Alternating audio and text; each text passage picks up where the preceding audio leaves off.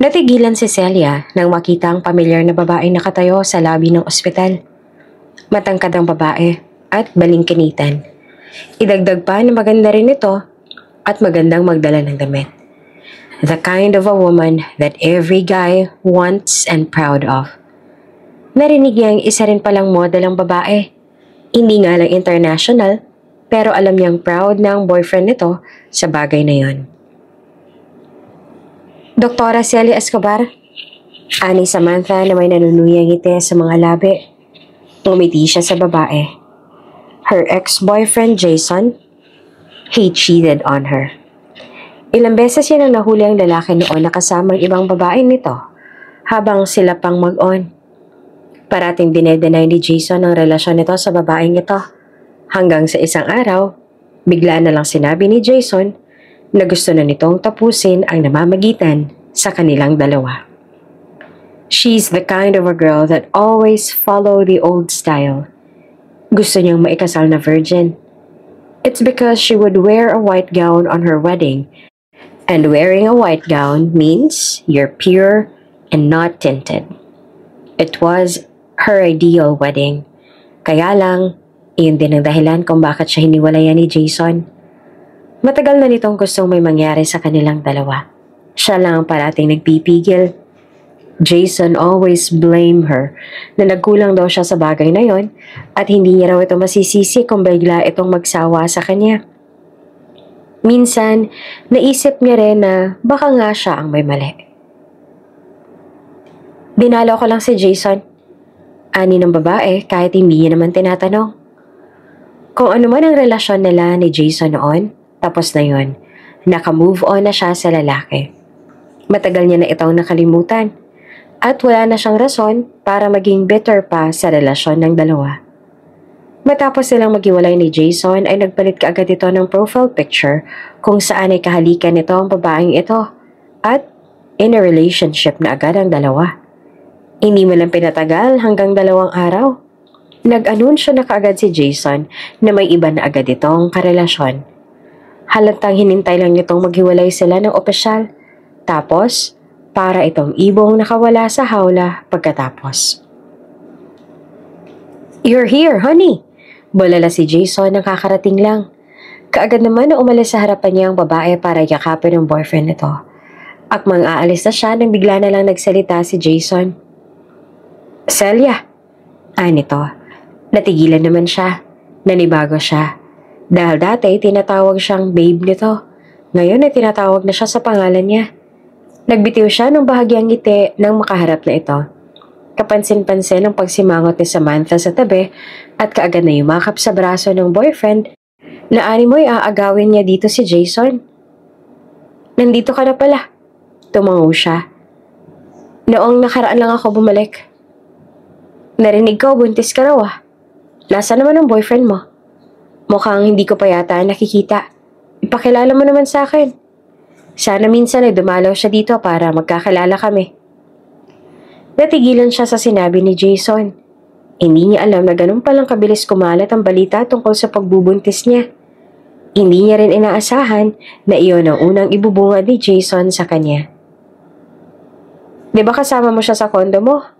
Sorry, nakita kasi kayo ng friend ko. Wala ba siyang sariling kondo at nakikitira lang siya sa'yo? Hindi maganda yon. Singit ni Samantha sabay iling-iling.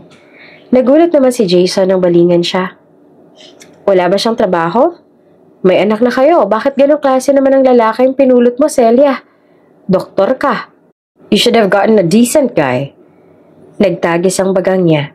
Hindi niya inaasahang mga ganitong bagay pa lang sasabihin ng dalawang to sa kanya. See you next time. May iba pa akong aasikasuhin ngayon. Hindi ako pwedeng magtagal.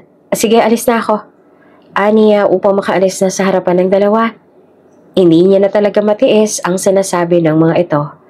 Kagad siyang tumalikod para makaalis na. Celia? Narinig niya na naman ang boses ni Jason kaya natigilan siya at mariin na napapikit bago binalingan ito. Pinapangako niyang pagkatapos ito ay sisikapin niyang hindi na makasalubong pa ulit ang dalawa. Pwede ko siyang kuning driver ko, Celia. Gusto ko lang makatulong. You know, friends naman tayo, kaya concerned lang din ako. May panunuya pang ngisi ni Jason. Nagbitiw siya ng pilit na ngiti rito at umiling. No thanks. Akmang aalis na siya nang makita ang tatlong sasakyang huminto sa labas. Napatingin din ang mga nasa labas kaya na-curious siya at tumigil din. Kaya lang animoy nagwala ang puso niya nang mamukhaan ng lalaking naka-business suit na bumaba sa itim na magarang sasakyan. Hindi siya makagalaw sa kinatatayuan niya nang pumasok ito at nagsalubong ang kanilang mga mata. Sa isipan niya, alam niyang imposible iyon lalo pat hindi naman ganito ang Thias na nakilala niya. Ilang beses niyang kinumbinsi ang sariling baka kamukha lang ito ni Thias. Baka may iba itong pinuntahan doon at hindi talaga siya. Kaya lang, nagulat siya nang bigla na lang siyang niyakap ng lalaki. Ang mamahalin nitong pabango ang kaagad na nanuot sa ilong niya. Naramdaman niyang higpit ng init na iyon upang masabi niyang hindi siya nananaginip. Celia, tuluyan ang tumulo ang luha niya nang marinig ang boses ng lalaki. Samantala, hindi naman makakilos sina Jason sa likod nang makita ang matangkad na lalaking yumakap kay Celia. Nang humiwalay ang lalaki, ay kaagad nitong pinahid ang luha sa mga mata niya. Hindi maalis ang ngiti sa mga labi niya ng pagmasa ng mukha ng lalaki. Talagang hindi siya nananaginip. Talagang nandito si Thias. I'm sorry. I'm really sorry. Anito habang hawak ang pisngi niya. Sir, tumawag na po ang ama ninyo. Nagsalita ang unipermado nitong tauhan. Naguguluhan namang bumaling siya sa tauhan at sa lalaki. Hindi niya maintindihan. Kaya binigyan niya ito ng nalilitong tingin. Mag-explain ako after. Anito at ngumiti sa kanya. If you're not busy, pwede ka bang sumama sa akin? May gusto sana akong ipakilala sa'yo. Nagbitiw siya ng magaang ngiti at bahagyang tumango. Umalis ito at nagdamdam siya sa biglaan itong pagkawala. Ngunit nang bumalik ito, tila wala naman siyang ibang maramdaman, kundi ang kasabikan. Hinawakan niya ang kamay ni Thias at akmang sasama na sa lalaki. Hey, wait! Bigla na lang nagsalita si Jason, kaya natigilan silang dalawa.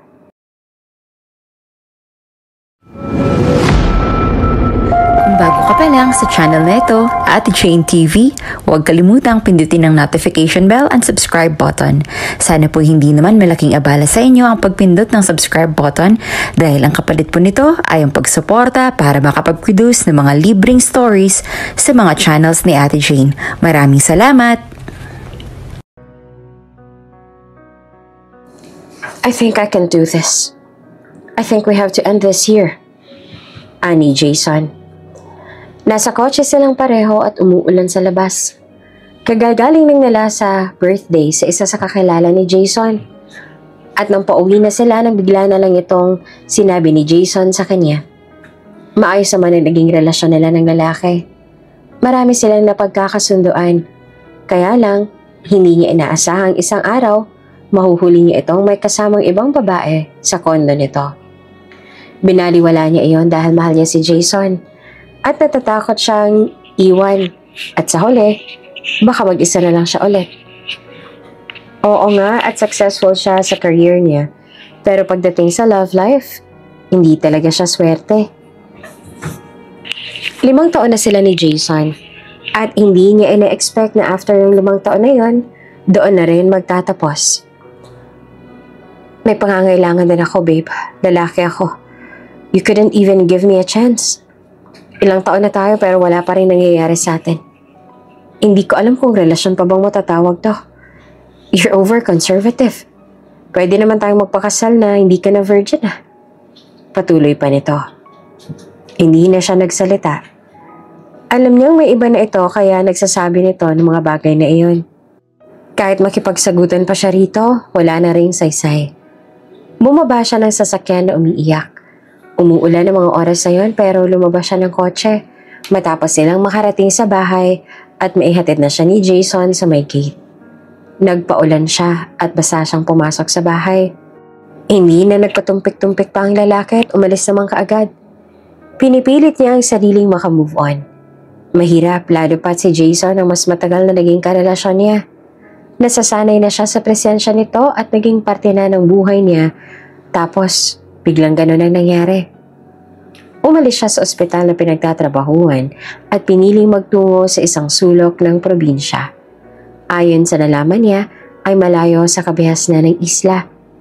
Hindi madaling maka-access sa mga mas maayos na pasilidad upang magamot ng maayos. Pahirapan din ang mga nurse patungo roon. Nang malaman niya iyon ay nagdesisyon siyang magboluntaryo.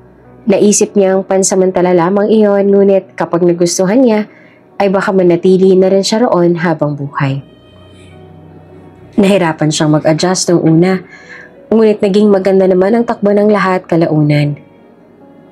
Iilan lang ang nakakasundo niya sa ospital at karamihan ay may silent treatment sa kanya. Parang katulad lamang sa ospital sa syudad na pinanggalingan niya. Isang buwan ang lumipas at nasanay na rin siya. Ginalaw-galaw ni Celia ang balikat na maramdaman ang pangangalay roon. Dahil ngayon lang nagkaroon ng doktor sa lugar na iyon, kaya tinagsa ang maliit na ospital ng mga taong gustong magpagamot. Emergency! Emergency! Napatingin siya sa entrada ng ospital, makitang kararating lang. May lalaking nasa stretcher na ipinasok. Nakita namin sa dalampasigan, Doc. May pulso pa kaya sinugod ka agad namin dito. Sumbong ng isang mangingisda na siyang sumaklolo sa pasyente. Kaagad niyang pinakinggan ang heartbeat na makarating ito sa emergency room at tiningnan ang mga mata. Humihinga ang lalaki, ngunit wala itong malay. May iilang injuries pero hindi mababaw at kaya namang i-provide ng ospital ang mga kailangan nito. Siya na rin mismo ang nag-asikaso ng pasyenteng iyon. Kung nagkataon na malala ang nangyari sa lalaki, ay baka inilipat pa ito sa ibang ospital. Inabot ng 2 araw bago nagising ang lalaki. Tulala ito nang maabutan niya sa silid. How do you feel? Ani niya nang makapasok. Sakaling ito natauhan at bumaling sa kanya. Chinek niya ang BP nito at tiningnan ng mga mata. Kinuha niya rin ang cast at papalitan niya ang nakatapal na sugat nito. Wala man lang kahit na sinong nagpunta sa ospital upang magpresenta bilang kaanak nito. Wala pa nakakaalam kung saan talaga nanggaling ang lalaking ito. Dahil kahit ang maong na suot ay walang kahit na anong bagay na makakatulong para malaman kung sino-sino ang kaanak ng pasyenteng ito. Alam mo ba ang pangalan mo? May alam ka bang numero na pwedeng tawagan para sa guardian mo? Ani niya habang ginagamot ang sugat nito. Hindi naman agad ito nagsalita. Bumaling ito sa kawalan. Ani mo'y nag-iisip ito ng malalim. Ilang saglit pa bago ito nagsalita. Hindi ko maalala ang pangalan ko. Hindi ko rin alam kung saan ako nanggaling. Kaya lang, ayokong malaman kung anong totoo. Ayoko makaalala. Kung maaari itago niyo na lang ang tungkol sa akin. Anito na may pagsusumamo sa mga mata nang balingan siya. Natigilan naman siya sa narinig mula sa lalaki. Ito lang ang natatanging pasyente na nagka-amnesia na ayaw malaman ang dating buhay nito. Duda niya ay may traumatic na bagay na dahilan para ayaw na nitong malaman ang nakaraan nito. Nakaramdam siya ng awa para sa lalaki. Bukas ay aalis ako. Hahanap ako ng tao makakatulong sa akin para makapagbayad dito. Seryoso ang boses nito. Wala naman itong naaalala kaya naisip niya, saan naman ito pupunta? Sino naman kayang lalapitan nito? Baka kung saan-saan na lang din ito mapadpad at baka mapahamak pa ito. Kaya kalaunan ay napabuntong hininga siya. Nakaramdam siya ng awa para rito. Niwala nga itong pamilya, naghahanap dito. Ilang araw na ito doon. Kaya ba ayaw na nitong maalala ang lahat? Siguro'y napakahirap ng pinagdaanan ng lalaki. I don't want to settle down pa. Ani ni Matthias na may seryosong mga tingin sa ama. Nagtagis ang pagam ng ama nang marinig iyon sa kanya. Are you nuts? Ginagawa ko na nga ang lahat para lang malinis ang pangalan mo. All you have to do is to do what I said. Iritadong tugon nito. He's a womanizer. A damn jerk. Always lurking on the corner hunting some prey to satisfy his craving in bed. Maliban sa babae ay kumpanya ng pamilya niya ang isa sa pinaka-importante sa kanya. He believes that marrying is not the option para maging successful ang negosyo. Magpapakasal ka sa babaeng yan sa ayaw mo man o sa gusto. May penalidad sa boses ng kanyang ama nang sabihin iyon. Pagkatapos nun, ay umalis na ito sa opisina niya. Alam niyang hindi niya na mapipigilan ng ama kapag ito na ang nagdesisyon. After that, isang buwan nang tumaan at nalaman niyang handa na ang kasal nila ng babae. Biglang nagset ng kasal ang ama nang hindi niya alam. Nagulat na lang siya nang bumalik ito sa office niya para sabihin kailangan niya nang magbihis para sumama rito sa simbahan. Kung makapagsalita ito, animoy may gala silang dalawa. Kaya sa tulong ng pinsan niyang si Larry, tumakas siya mula sa kasal na yon at balak sanang magbakasyon around the Philippines habang pinapalabas ng pinsan niyang nasa Japan siya at doon nagtungo matapos tumakas sa kasal. Kaya lang, hindi niya naman inaasahan na masisira ang speedboat na sinasakyan niya patungo sa isang private island na rota niya. Naaksidente at nawalan siya ng malay sa karagatan hanggang sa nagising na lang siya na nasa ospital na. At isang cute na doktor ang bumungad sa kanya. Alam mo bang pangalan mo? May naaalala ka bang numero ng taong pwedeng tawagan para maging guardian mo? Ito ang kaagad na tanong nito. Siyempre, alam niya ang lahat. Wala naman siyang amnesia. Kaya lang kapag sinabi niyang totoo, ay tsak niyang malalaman itong identity niya at malalaman itong siya ang CEO ng isang malaking kumpanya sa bansa at mas mapapadali ang paghahanap sa kanya ng kanyang ama. Natitiyak niyang isang araw matapos niyang sabihin siya ay si Matthias Sineroso. Kinabukasan, kalat na sa buong ospital ang tungkol sa kanya. Kaya nagsinungaling na lang siya at nagkunwaring walang maalala. Bumakas ang awa sa mukha ng babae. Ayaw niyang kaawaan siya nito. Hindi siya sanay. Balak niyang palihim na kontakin si Larry. Ito nang bahala sa bills niya sa lugar na iyon at balak niyang manatili na lang muna roon.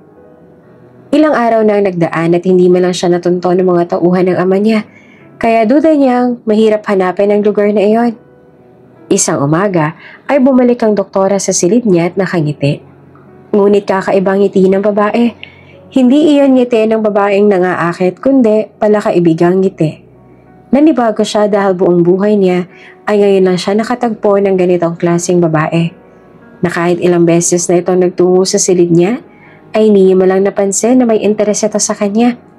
Tila hindi ito apektado sa mga tingin niya. Naisip ko nga pala, ngayong may amnesia ka at wala kang kapamilya sa lugar na to, isama na lang kaya muna kita sa bahay ko. Hindi kalakihan ng bahay na tinutuluyan ko ngayon pero sakto naman sa 2 tao. Nito bigla. Hindi niya inaasahan na bigla na lang itong mag-o-offer ng ganon. Lalo pat hindi naman talaga siya nito lubusang kilala. E paano kung isang masamang tao pala siya at pinatuloy nito kung nagkataon? Napagtanto niyang masyadong mabait ang babaeng ito at iyon ang dahilan kung bakit kakaiba ito. Sa kabilang banda naman, nalaman ng sekretary ni Celia ang offer niya sa hindi pa kilalang pasyente. Paano kung kriminal pala siya? Paano kung masamang tao yon? Tapos bigla na lang kayong pagdiskitahan, Dok. Ani ng babae na may pag-aalala sa mukha. Ngumiti siya sa sekretarya niya. Ilang araw na rin siya nandito sa ospital. At ako pa mismo ang nag-aalaga sa kanya. Kaya alam kong hindi siya masamang tao. Napabuntong huninga, hindi lamang ang sekretarya niya. Sa susunod na araw ay madidischarge na ang lalaki at siya mismo magdadala dito sa bahay niya. Saktong-sakto at off niya naman dahil linggo. Mabuti na lang at kahit abalang ospital simula nang dumating siya ay may off pa rin siya. Kahit papaano ay nagkakaroon pa rin siya ng oras para sa sarili. Nagkaroon siya ng round sa ospital mga bandang 7 p.m. Lahat ng mga nakakonfine na pasyente ay isa-isa niyang tinatanong sa mga nararamdaman ng mga ito or kung may mga allergic reaction ba ito sa gamot na nireseta niya. Kapag may komplikasyon ay sasabihin niya sa mga guardian ng mga ito na puntahan siya sa klinik niya para bigyan ng bagong reseta. Nakita niya rin ang kakulangan ng gamot sa ospital na iyon. Balak niyang iyon ang tutukan sa susunod. Hindi pwede kung kailangan may emergency ay saka tatawid ng laot ang mga staff ng ospital para bilhin ang mga kailangan. Gusto niyang kahit papaano at kahit maliit na ospital lang iyon ay reliable naman iyon. Matapos niya sa mga pasyente niya sa baba ay umakyat naman siya hanggang sa nakarating na siya sa silid ng lalaking may amnesia. Napapuntong hininga siya. Hanggang ngayon ay hindi pa rin nila matukoy ang totoong katauhan ng lalaki. Hindi rin kasi ito pamilyar sa mga taga roon. Duda ng ilan na isa itong turista na inanod sa pangpang ng isla. Hindi rin naman kasi ito mukhang mangingisda. Makikita naman sa kutis sa pangangatawan nito. Gusto niya sanang alamin ang totoong katauhan nito at malaman kung sino-sino ang pamilya ng lalaki. Ngunit, nakiusap itong ayaw na muna itong makialam sa kinaroroonan nito. Natitiyak niyang kahit limot na nito ang naging buhay nito noon, ay hindi naman ito nakalimutan ang nararamdaman nito. Instinct nito nagsasabing gusto nitong mamuhay na muna ng tahimik sa lugar na yon, kahit wala na itong maalala. Irerespeto niya ang desisyong iyon ng pasyente. Binalihan niya ang lalaking kasama na makarating sila sa bahay niya. Alam niya hindi ganong kalaki ang nakuha niya. Kung may mas malaking paupahan lang sana ay iyon ang kukunin niya. Kaya lang, ay iyon lang ang kaya i-provide ng isla para sa kanya. Hindi naman kasi iyon tourist spot na may maraming available na accommodations. Tara na, ani at ngumiti ito. Tumango lamang ito at sumunod na rin sa kanya. May 2 available na rooms ang bahay. Iisa lang ang dining area at banyo pati na ang CR. Mukhang ayos na naman sa lalaki ang setup nila. Nagtungo kaagad sila sa kabilang silid. Tapos niya na iyong naayos noong lumipat siya roon. Kaya naman iniisip niyang baka may biglang bibisita sa kanya at wala siyang may offer na silid. Mabuti na lang at hindi niya naisipang gawing office iyon. May mga shirts akong malalaki rito kaya hindi na ako bumili ng bago. Iyong mga nabitin ang sasabihin niya nang maalala ang bagay na yun. Bumili nga pala siya ng boxers at brief nito. Actually, sobrang nahiya siya nung namili siya. Hindi niya alam ang size nito at hindi niya rin ma-imagine. First time niyang mamili ng briefs. Basta, nasa loob na lahat ng gamit mo. Kinakabahang sabi niya kalaunan. Hindi niya na isa-isahin ang lahat ng hinanda niya. Nakakahiya naman kasi. Nasa baba ang banyo kung gusto mo maligo.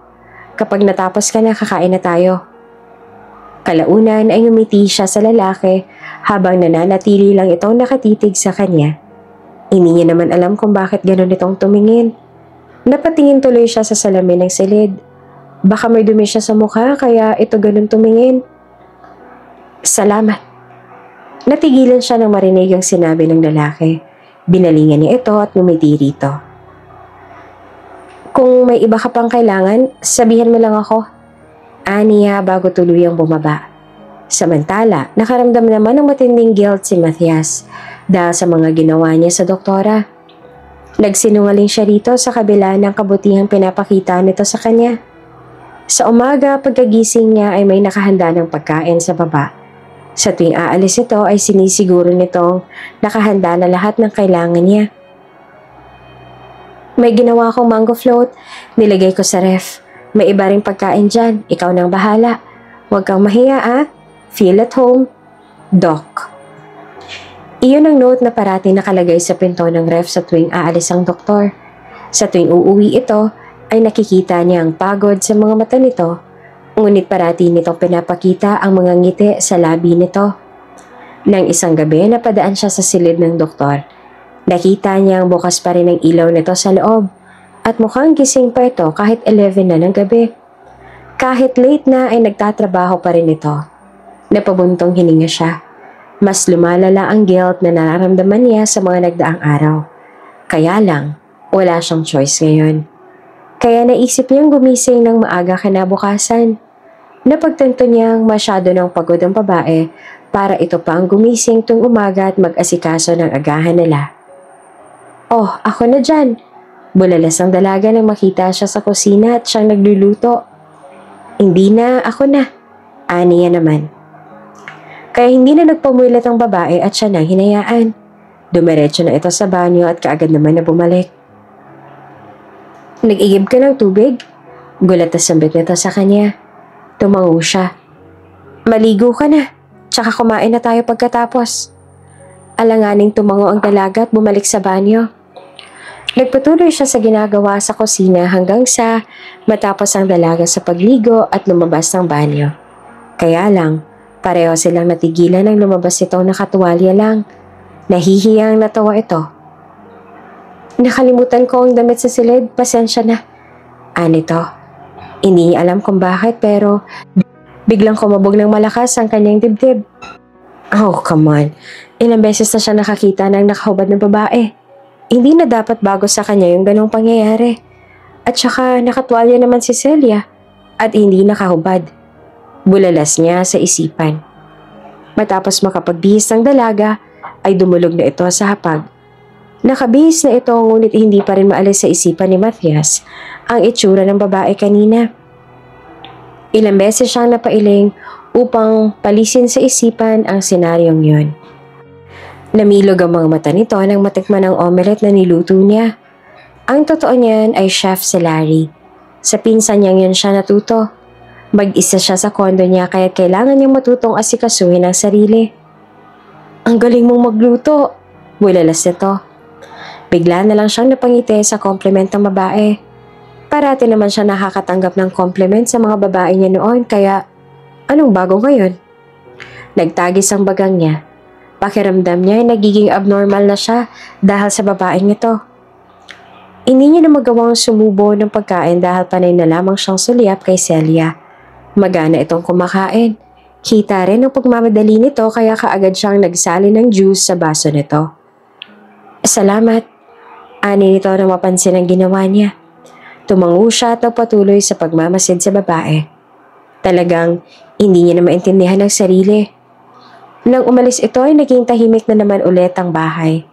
Maghihintay na naman siya sa muling pagbabalik ng doktora. Gusto niyang tawagan sa Larry pero hindi naman pwedeng may cellphone siya. Baka halongkatin ang cellphone niya at malaman pang identity niya. Malalim ang buntong hininga niya nang titigan ng pinto. Para siyang aso na naghihintay kung kailan magbubukas ang pinto at darating ang amo. Bandang 8:00 na ng gabi nang dumating si Celia. Nasa kusina na siya nang matanaw ang pagod na babae. Nagluto na rin siya upang hindi na ito magluto pa. Malawak ang ngiti ni Celia nang makita ang ulam. Adobong manok. Wow, parang kanina lang iniisip ko lang to ah. Tapos malaman-laman ko pa nagluto ka pala. Ani ni Celia na nakangiti. Natigilan siya nang makita ang ngiti nito. Napapailing na lamang siya para sa sarili. At ngayon ay natutulala na siya sa simpleng ngiti lamang ng babae. Talagang malala na siya. Ani yan sa sarili. At bago siya magsimulang sumandok ay nagsalita siya. Ang pangalan ko ay Thias. Natigilan sa pagsubo ang dalaga at namilog ang mga matang bumalik sa kanya. Nakakaalala ka na? Ani to. Napalunok siya bago umiling. Hindi pa. Yung pangalan ko lang ang naaalala ko. Sa ngayon, iyon pa lang. Hindi pa ang lahat. Ngunit bakas pa rin sa mukha ng dalagang tuwa habang tumatango-tango. At least kahit papaano ay may kaunting progress na. Ani to at hindi na maalis-alis ang ngiti. Huwag mong pilitin. Babalik din ang lahat ng alaala mo. Linggo ng umaga nang sumama si Matthias kay Celia sa palengke. Kailangan nilang tumawid sa kabilang isla para makarating sa mas malaking palengke. Kailangan niyang samahan ng babae kahit na alam niyang mas mabuting manatili na lamang siya sa bahay dahil pinaghahanap siya ng tauhan ng kanyang ama. Maaaring may maligaw doon pero sa pagkakataong yon, naisip niyang mas mabuting may makakatulong ang babae sa pamimili. Mag-ihaw kaya tayo sa bahay. Biglang tura ni Celia nang makita ang preskong karne nakakarating lang sa pwesto. Nagkibit balikat siya. Ikaw ang bahala. Abala sa pagtingin ng dalaga sa karneng bibilhin nang biglang may humila sa kanya mula roon. Muntik niya itong masapa kung hindi niya lang namukhaan ng lalaking yun. Damn it! Bulas niya nang muntik itong matama ng kamao niya. Sorry, ani Larry na patawa-tawa pa. Bakit bigla-bigla ka nalang sumusulpot? Aniya na naiirita pa. Bigla ka na lang naglaho na parang bula. Pero angel in disguise rin ang pagkawala mo dahil nalaman ni na Tito na papunta ka sa private island. Andun sila nung nakaraan. Mabuti na lang wala ka ron. Ang galing mo magtago, ha? Saan ka ba nagpunta? Nito sabay hampas sa balikat niya. Napabusangot siya. Nasirang speedboat na sinakyan ko. Namilog ang mga mata nito. Oh, tapos ano nangyari? Napunta ako sa kabilang isla. Mahabang kwento pero yung babaeng yun ang sumagip sa akin. Tinuro niya si Celia na abala pa rin sa pagtingin-tingin sa karne. Mukhang marami itong bibilhin. Tsak na pang 1 linggo.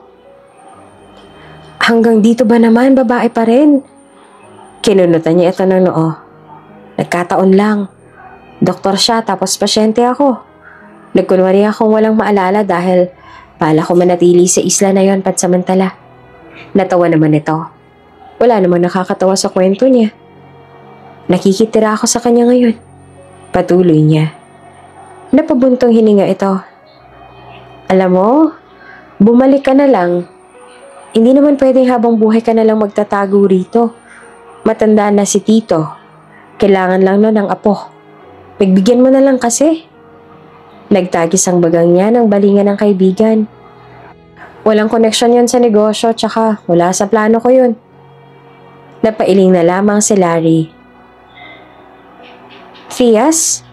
Natigilan silang pareho nang marinig ang boses ni Celia sa likuran. Dahil sa seryoso ng pinag-uusapan nila ay hindi nila napansin ang paglapit ni Celia. Fias? Kunot noong tumingin si Larry sa kanya. Hindi inaasahan na talagang gumawa-gawa pa siya ng pangalan. Oo, magkakilala kayo? Nalilitong singit ni Celia. Sinamaan ang tingin ni Matthias ang kaibigan niya. Nagbitiw ng alanganing tawa si Larry nang magets nito ang ibig niya sabihin. Hindi. Turista lang siya. Papunta siya sa Palawan. Nagtanong siya kung saan ang bus terminal. Singit ni Matthias upang hindi na humaba pa ang usapan. Tumangu-tangu naman si Celia na kaagad naman naniwala sa sinabi. Opo. Salamat sa tulong. Sumabay na lamang si Larry tapos tinapik siya sa balikat tsaka ito umalis. Foreigner ba yun? Usisa pa ni Celia. Tara na. Ani ni Matthias imbis na sagutin pa ang tanong ng babae. Samantala, off ni Celia kaya ang dalagang nag-asikaso sa kusina. Tumulong si Matthias at pinagbigyan ng dalaga sa kagustuhan nitong hayaan muna ito na ito ang magluto ngayon. Salamat. Ani Celia nang mailapag ni Matthias ang mga ricados na gagamitin niya sa gagawing kimchi. Wala na bang ibang gagawin? Sumilip si Matthias sa ginagawa niya. Natigilan siya nang mula sa likod niya ay sumilip ang lalaki sa ginagawa niya. Nagdikit ang kanilang pisngi habang masyadong malapit ang dibdib nito sa likod niya. Oo, wala na. Kaya ko na to. Maupo ka na sa sala. Ani at alanganing ngiti ang pinakawalan. Tumangu-tangu ito at saka na bumalik sa sala. Hindi nakita ni Celia kung papaano siyang tiningnan ulit ni Matthias. Nagbitiw ito ng malokong ngiti bago nagtungo sa sala. Kahit naman sinabi niya sa lalaking kaya niya na ay nagpumilit pa rin si Fias na tulungan siya. Nagboluntaryo pa nga ito sa pag-ihaw kaya hinayaan niya na. Naisip niyang baka naiinip na rin ito at pampawala ng inip nito ang pagtulong sa kanya roon.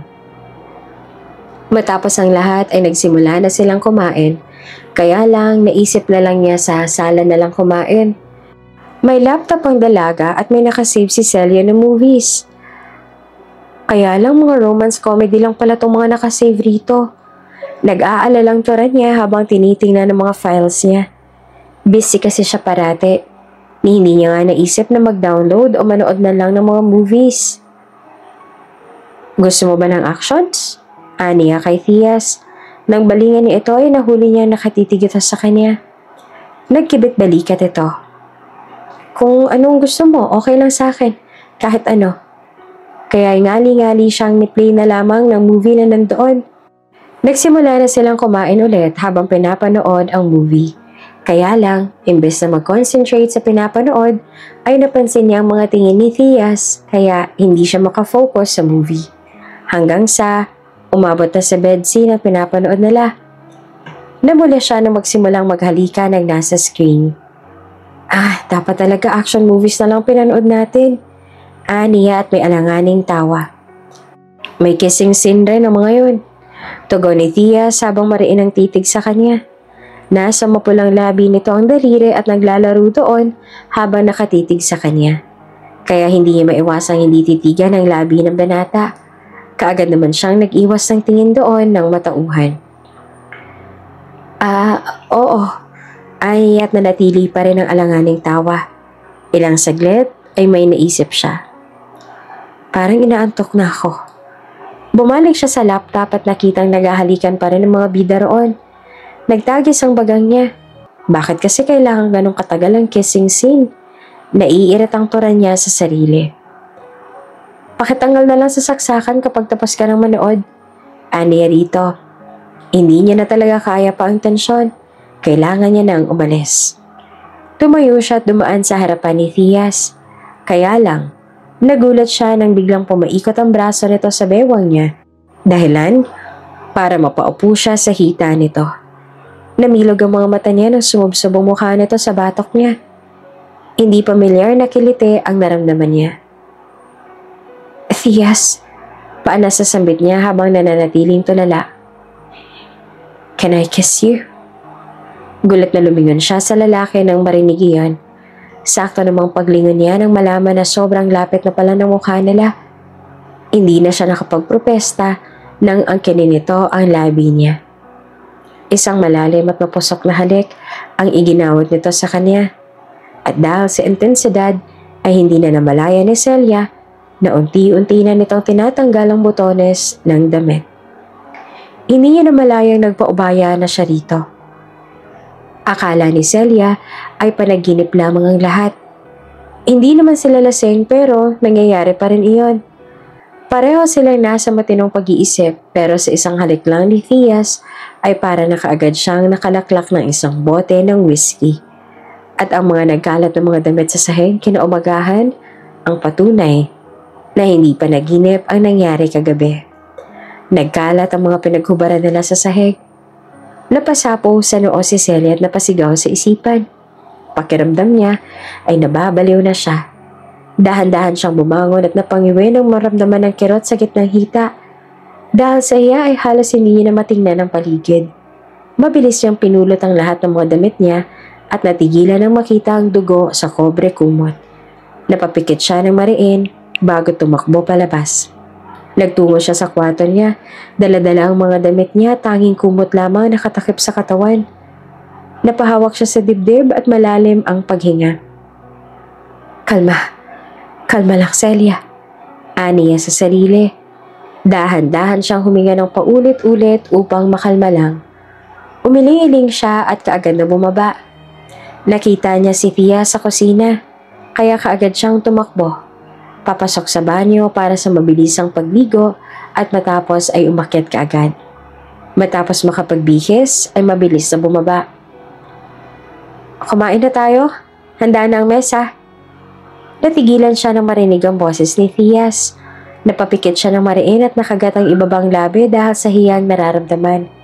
Pinakaayaw niyang gawin ngayon ay hangharapin ang lalaki matapos ang nangyari sa kanila kagabi. May pasyente ako, marami na raw nakapila sa ospital. Alis na ako. Pagdadahilan niya at hindi na hinintay pa na makapagsalita pa ulit si Thias at kaagad siyang umalis sa kinatatayuan at lumabas ng bahay.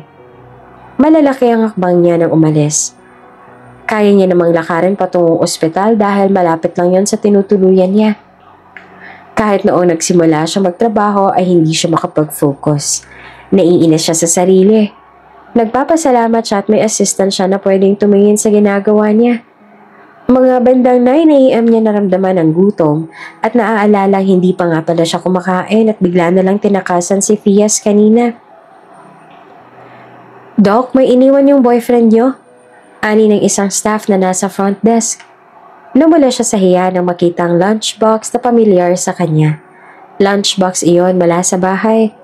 At kaya nagsabi ng mga staff na boyfriend niya nagpapabigay ay dahil may love note sa mismong lunchbox. Baby, hindi ka kumain kanina, kaya dinalhan na lang kita. Love, Thias. Parang hindi niya na matingnan ng mga staff ng ospital matapos makuha ang lunchbox. Parang gusto niya nang magsisi kung bakit pa siya tumakas kanina. Eh di sana hindi nagpunta si Thias dito at nagdala ng pagkain. Tsaka, bakit nga pala ito nagsulat ng ganun? Tsaka tinawag siya nitong baby. Talagang nagtunog boyfriend ang lalaki. Dahil ba may nangyari sa kanila kaya nito iniisip na sila na? Ni hindi nga niya ma-imagine na talagang nagpadala siya sa bugso ng damdamin ng mga oras na yon. Nung gabing yun, sinadya talaga ni Celia na magpaabot ng 10 p.m. sa clinic niya. Iniisip niyang kailangang tulog na si Thias bago siya umuwi. Magabandang alas 10 na nang nagpasya na siyang lumabas. Kaya lang, natigil siya palapit sa lobby ng ospital nang marinig ang usapan ng mga staff sa front desk. Talaga? Akala ko ba sinama ni Doc yun dahil naaawa siya? Binalak niya palang gawing boyfriend yun? Eh, gwapo naman kasi. Ano ba kayo? Siyempre, iuuwi ka rin kung gwapo, no? Kaya lang, wala namang trabaho yata yung lalaking yun. Aba, ginawa pang sugar mommy si Doc ng lalaking yun. Eh, kay Doc pa rin yata nakatira yun, eh. Ay nako, mga lalaki talaga sa panahon ngayon. Gagawin talaga ang lahat para makabingwit ng malaking isda. Nakakahiya naman kung ganun. Babae pa talagang ginagatasan. Sayang si Doc, ano? Ang talino niya pero hindi marunong pumili ng lalaki. Mukhang kakakilala lang yata nila, di ba? Mag-on na kaagad. Hinintay niya muna humupa ang tsikahan ng mga staff bago siya lumabas. Napansin niyang nagsipagyukuan kaagad ang mga iyon na makalabas siya. Kahit hindi niya nagustuhan ang mga narinig niya mula sa mga ito, ay nagawa niya pa rin ngumiti. Bye, Doc! At nagawa pa magpaalam ng mga ito sa kanya. Ginantihan niya lang ng tipid ng ngiti ang mga ito. Sa daan, napaisip siya tungkol sa mga narinig niya kanina. Kaagad niyang naalala si Jason. Kinilala niya ng lubos si Jason bago niya ito sinagot noon. Pero sa huli, hindi pa rin sila nagtagal. Pero ano ito? Kakakilala niya lang kay Thias. Ni hindi niya nga alam ang totoong katauhan ng lalaki pero bigla na lang siyang bumigay rito. Hindi ba't masyado naman yata siyang naging pabaya? Nang tuluyan na siyang makalabas ng ospital ay may nakita siyang tumayo sa unahan mula sa kinauupuang gutter. Natigilan siya nang mapagtanto kung sino ito. Naglakad ito palapit sa kanya at natigilan siya nang masilayan ng mukha ni Thias. Anong ginagawa mo rito? Gulat na tanong niya. Mukhang kanina pa siya nito hinihintay. Nag-aalala ako nung mag-8 na at hindi ka pa rin dumating kaya nagpunta na ako rito. Paliwanag nito. Humakmang ito palapit sa kanya hanggang sa tuluyan na itong nakalapit sa kanya. Kaagad na nahulog sa malalim na kumunoy ang isipan niya. Naalala niya ulit ang mga sinabi ng mga staff kanina. Paano nga kung hindi naman talaga seryoso sa kanya si Thias? Pinapakita nitong mahalaga siya rito ngayon. Paano bukas? Sa susunod na buwan o taon? Baka bigla naman itong magbago katulad ni Jason. Baka bigla naman siyang iwan at sabihing pagod na ito sa kanya. Baka bigla itong huminto sa pagmamahal sa kanya kung kailan minahal niya na rin ito. Tara na. Anit at hinawakan ang kamay niya.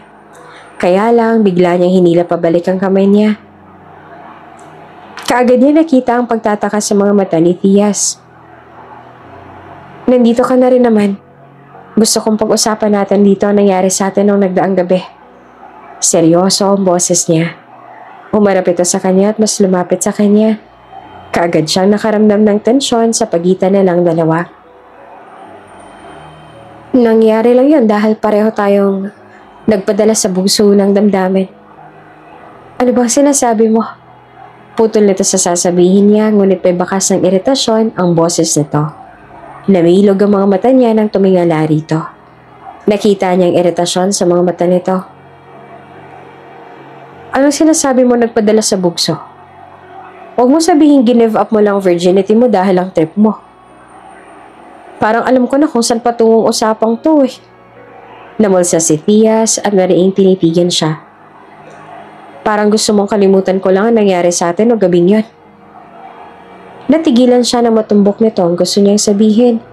Kaya lang, hindi naman yon ang main reason dito. Kung ganong nagets mo na pala, okay na tayo, diba? At saka, bala ko na rin bumalik muna pansamantala sa kondo ko sa Maynila. Baka amutin ng 5 buwan o higit pa.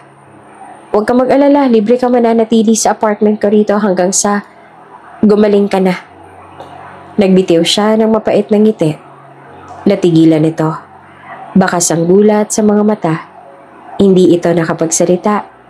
Hindi niya na hinintay pa na magsalita ang lalaki at nauna na siyang naglakad. Tama lang ang ginawa niya.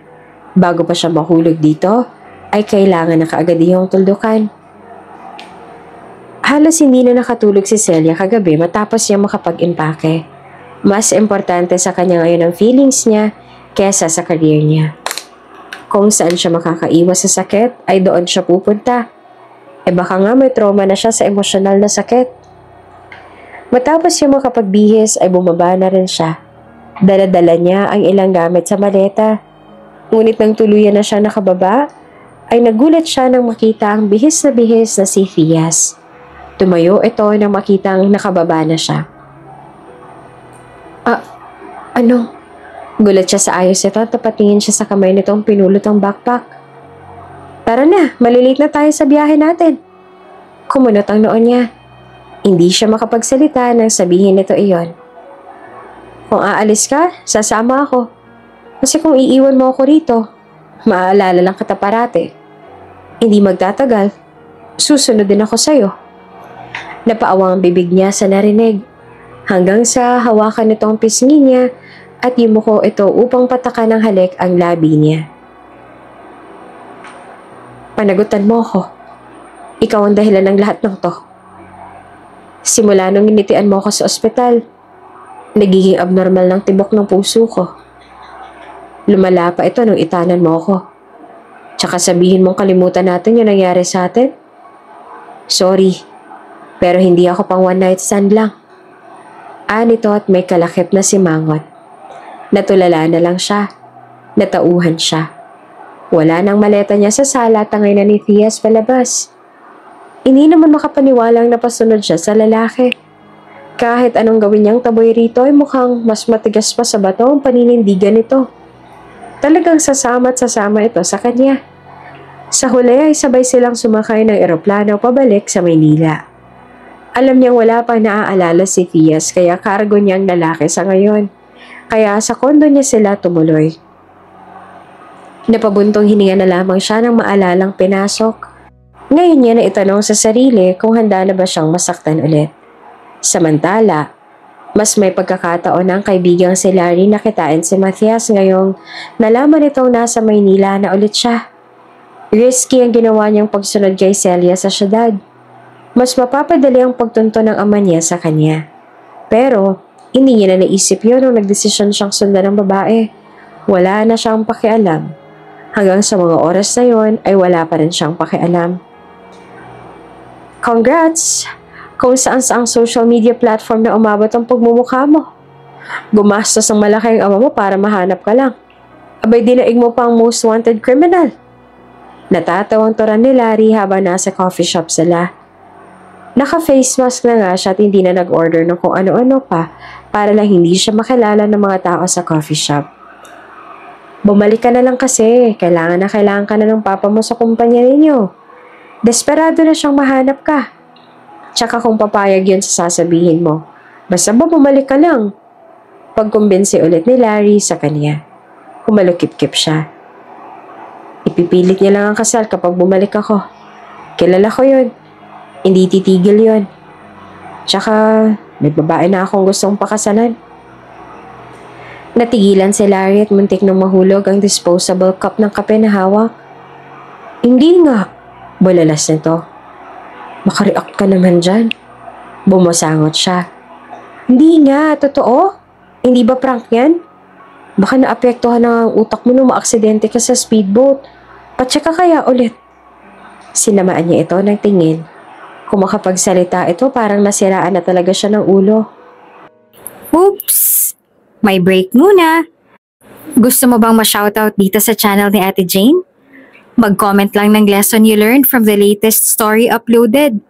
Dahil pipili kami ng isang best comment of the day para i-shoutout sa susunod na upload.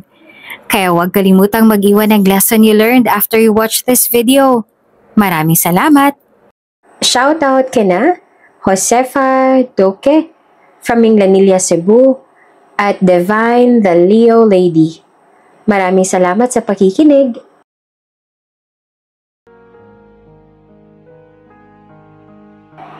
People change, Ania.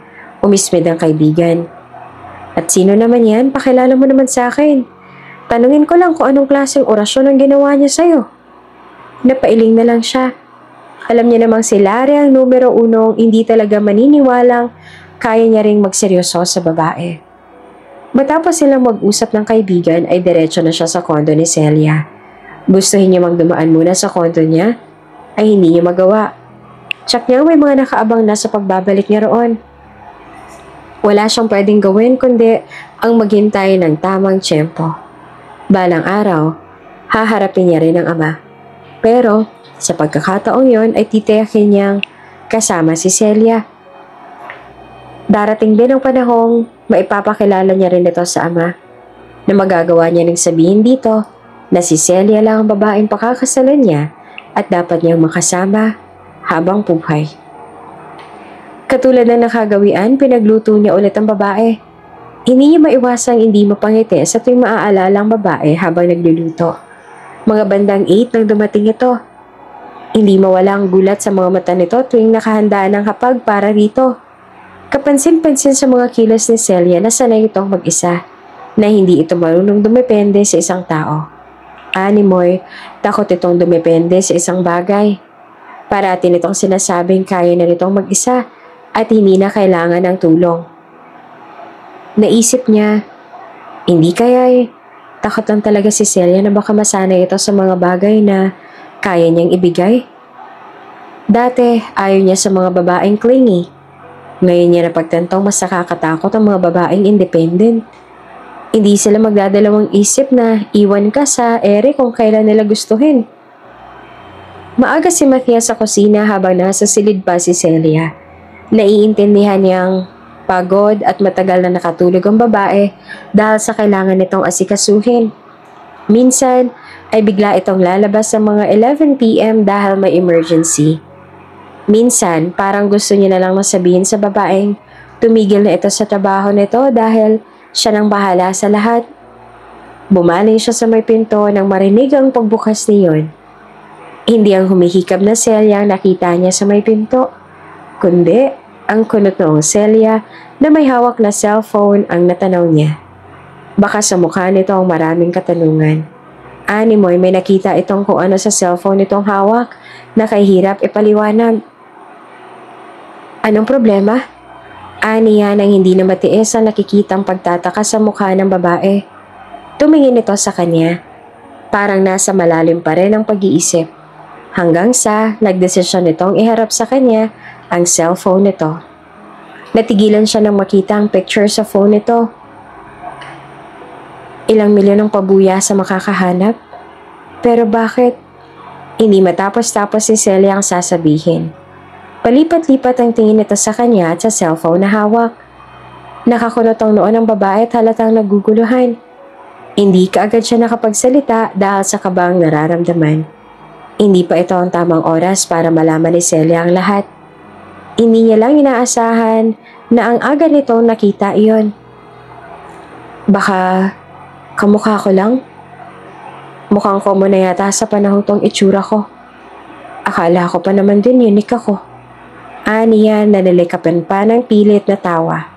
Naningkit ang mga mata ni Celia nang sipatin siya. Animoy nababasa nitong may tinatago siyang kababalaghan dito. Kaya mas lalo siyang naging kabado. Bakit ba ganyan ka nalang makatingin dyan? Ani at binigyan ito ng pilit na tawa. Ngumuso ito kalaunan. Akala ko talaga ikaw eh. Pero baka nga kamukha mo lang. Parang nabunutan siya ng tinik sa lalamunan nang makitang nakumbinsi niya rin si Celia kalaunan. Sabay na rin silang kumain pagkatapos. Nang makauwi ang babae, ay kaagad siyang sinalubong ito ng yakap. Medyo nagulat pa ito sa ginawa niya noong una, ngunit napangiti rin ito kalaunan. Huwag mo naman akong yakapin ng ganito parati sa tuwing umuwi ako. Baka masanay ako eh. Kumunot ang noo niya nang tingnan ng babae. May mapait na tingin na nakabalatay sa mga mata nito. Eh ano naman ngayon? Eh di masanay ka. Sasanayan talaga kita. Aniya na nakangiti dito. Hinila niya ito sa sofa tsaka nauna siyang umupo upang kumandong ito sa kanya tsaka niya niyakap mula sa likod. Paano kung hahanap-hanapin ko na to? Patuloy ni Celia. Eh di mas mabuti. Ibibigay ko naman parati. Ani ang natatawa pa. Paano kung bigla ka na lang magsawa at... Hindi, baby. Huwag mong isipin ang ganyan. Putol niya sa sasabihin pa sana nito. Kasi wala kang maalala ngayon. Paano kung bumalik ng alaala mo at ma-realize mo hindi pala dapat akong sinamahan mo? Humigpit ang yakap niya sa babae. Ayaw niyang marinig iyon mula rito. Hindi ganito ang dapat na iniisip ni Celia. Bakit pa parating takot ka at walang tiwala na magmahal? Kalaunan ay naitanong niya. Iyan kasi ang napapansin niya simula nung nasa isla pa sila. Natigilan ng babae at ngayon hindi na siya magawang tingnan. Animo ay may tinatago ito at nahihirapan itong sabihin sa iba. Come on baby, tell me. Udyok niya. Ilang saglit bago ito bumaling sa kanya. May bumukas na kakaibang emosyon sa mga mata ng babae bago nagsalita. Meron akong boyfriend noon. Tumagal din kami ng ilang taon. Ganito rin siya nung una. Sweet. Maalagain. Pero kalaunan, nanlamig din siya sa akin. Kaya ako nagpunta sa probinsyang yon at sinikap na makamove on kaagad. Ginawa ko yon para matakasan ang sakit at makasurvive. Pagkukwento nito at nilaki pa ng mapait na ngiti. Hanggang sa nakilala kita. Biglang nagwala ang puso niya nang banggitin nito ang panghuli. Ngayon niya napagtanto kung bakit napakahirap nitong tanggapin siya sa buhay nito. Hindi pa handa ang puso nito sa trauma na binigay ng una nitong pag-ibig. Tapos, bigla siyang dumating. Hindi naman siguro maling matakot ako kahit papaano. Baka kasi maulit lang ang nangyari noon. Tao lang naman ako. Ayoko rin na paulit-ulit na masaktan. Ani ni Celia at nagbitiw pa ng pilit na tawa. Niyakap niya ang babae at napapikit ng maramdaman ang init ng katawan nito. No, it's okay. Hindi ko maipapangako magiging perfect akong boyfriend para sa'yo. Pero sisikapin kong ibigay ang mga bagay na deserve mo araw-araw. At kapag naging okay na ang lahat at bumalik na sa normal, gusto ko mas makilala mo pa ako. Marami pa tayong pagdadaanan in the future. At ayokong sayangin ang chance na binigay mo. I know I'm sure when I said that I want to be with you forever. Bulong niya sa babae. Napahagulhol pa ito kalaunan, kaya mas sumigpit pa ang yakap niya rito. Natunto na ng papa mo kinaroroonan mo, Matthias. Tsaka kung pupuntahan ka nila kaagad dyan, mas mabuti pa ngayong gabi umalis ka na kaagad dyan. I know a place na siguradong hindi pa alam ng papa mo. Pansamantala ka mananatili roon. Biglang sumagi sa isipan niya ang huling sinabi ni Larry sa kanya. Alam niya namang balang araw ay mangyayari ito. Matagal niya nang naihanda ang sarili niya para rito. Nakatulog ang babae matapos silang kumain. Iyakap-yakap siya nito habang pareho silang nakahiga sa sofa. Dinalaw kaagad ito ng antok dahil sa pagod. Binuhat niya ito at nilapag sa kama nila. Hindi iyon ang huling gabi nilang dalawa. Babalikan niya pa ito at kapag dumating ng panahong yon, tsak niyang handa na siyang para harapin ang babae at sabihin dito ang lahat. Gusto niyang makilala pa siya nito. Sana huwag mong isipin na inabando na kita. Hinalikan niya ito sa noo habang nakapikit ang mga mata nito. Naispatan kaagad si Matthias sa mga tauhan ng ama pagkalabas niya ng unit ni Celia. Tama ang sinabi ni Larry. Darating kaagad ang mga tauhan ng ama roon. Mabuti na lang at nakalabas na siya ng building bago pa siya malapitan ng mga ito. Kaagad niyang binuksan niyon at bumungad sa kanya si Larry na siyang may hawak ng manibela. Pinasa kaagad nito sa kanyang malaking bag bago nag-drift. Tiningnan niya ang laman niyon at gaya ng sinabi niya sa pinsan, pinag-withdraw niya ito sa account niya bago pa ipa-freeze ng ama iyon. Sapat na iyon para sa 1 taon pero wala naman siyang balak na lumayo kay Celia ng 1 taon. Isipin niya pa lang na may bigla na namang dumating na lalaki sa buhay ni Celia pagkatapos niya mawala ay parang mababaliw na siya.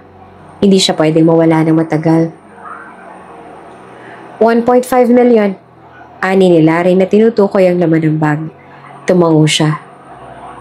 Sagot ko ng renovation ng bago mong restaurant. Tinapik niya ang balikat nito. Natawa ito. Lol, ano ko, poor? May sarili akong budget doon, ano? No thanks, dude. Ayoko ng investor, sakit yun sa ulo. Kumunot ang noon niya. Ugali talaga nitong pinsan niya ang solo flight. Ayaw nitong umasa sa iba at gusto na lang nang meron nito ay bunga lang ng pagsisikap nito at inidahal sa tulong ng iba. Ayaw nitong magkautang na loob sa kahit na sino. So, kamusta si Doc? Nasabi mo na ba sa kanyang tungkol dito? Kalaunan ay naitanong ni Larry. Umiling siya. Hindi ko masabi sa kanya eh. Umalis lang ako doon nang wala siyang alam. Naku, iiyak yun kapag nalaman niyang wala ka na.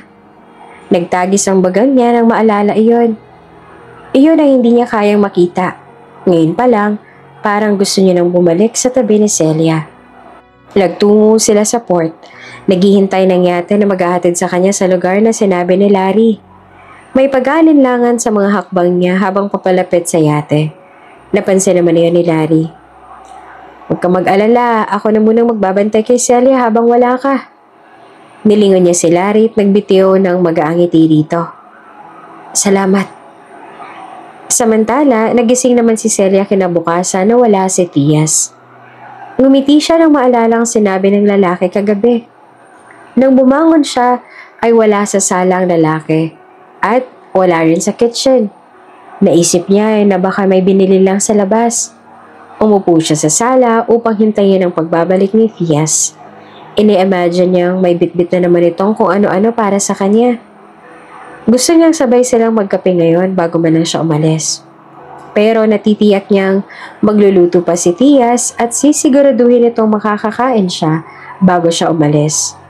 Baka magdala na naman ito ng lunchbox sa ospital kapag tumakas siya sa agahan. Para siyang baliw na natawa nang maalalang pangyayaring yon. Sumandal siya sa sofa at napatingin sa relo sa disig. 1 oras na nagdaan. Kaya lang, wala pa rin si Tias. Ilang saglit ay may tumawag sa kanya. Doc, marami na pong nakapila. Karamihan po ay walk-in, ang iba naman po ay may appointment sa inyo. Ani ng sekretarya niya sa kanya. Napatayo siya. Oh, ganun ba? Sige, papunta na ako. Natatarantang kinuha niya kaagad ang bag niya at patingin ulit siya sa kusina. Hindi niya alam kung saan nagpunta si Fias. Pero sana man lang nagsabi ito. Nagbitiw siya ng malalim na buntong hininga bago umalis. Abala sa ospital pero okay lang. Madalas siyang mapangiti sa tuwing maaalala ang mga sinabi ni Fias. Talagang hindi iyon maalis-alis sa isipan niya. Matapos ang trabaho niya sa araw na yon, ay umuwi na siya mga bandang 8. Wala nang pasyente at may protocol sa ospital na bandang 9 ay hindi natatanggap ang doktor ng pasyente. Maliban na lang kung emergency talaga. Fias, ano niluto mo? Sana adobo ulit.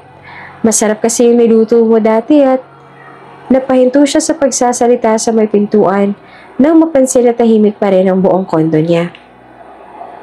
Naglakad siya papasok at tiningnan ng paligid. Napakatahimik at madilim. Kaya naman nilapitan niya ang lampshade sa tabi at binuksan niyon.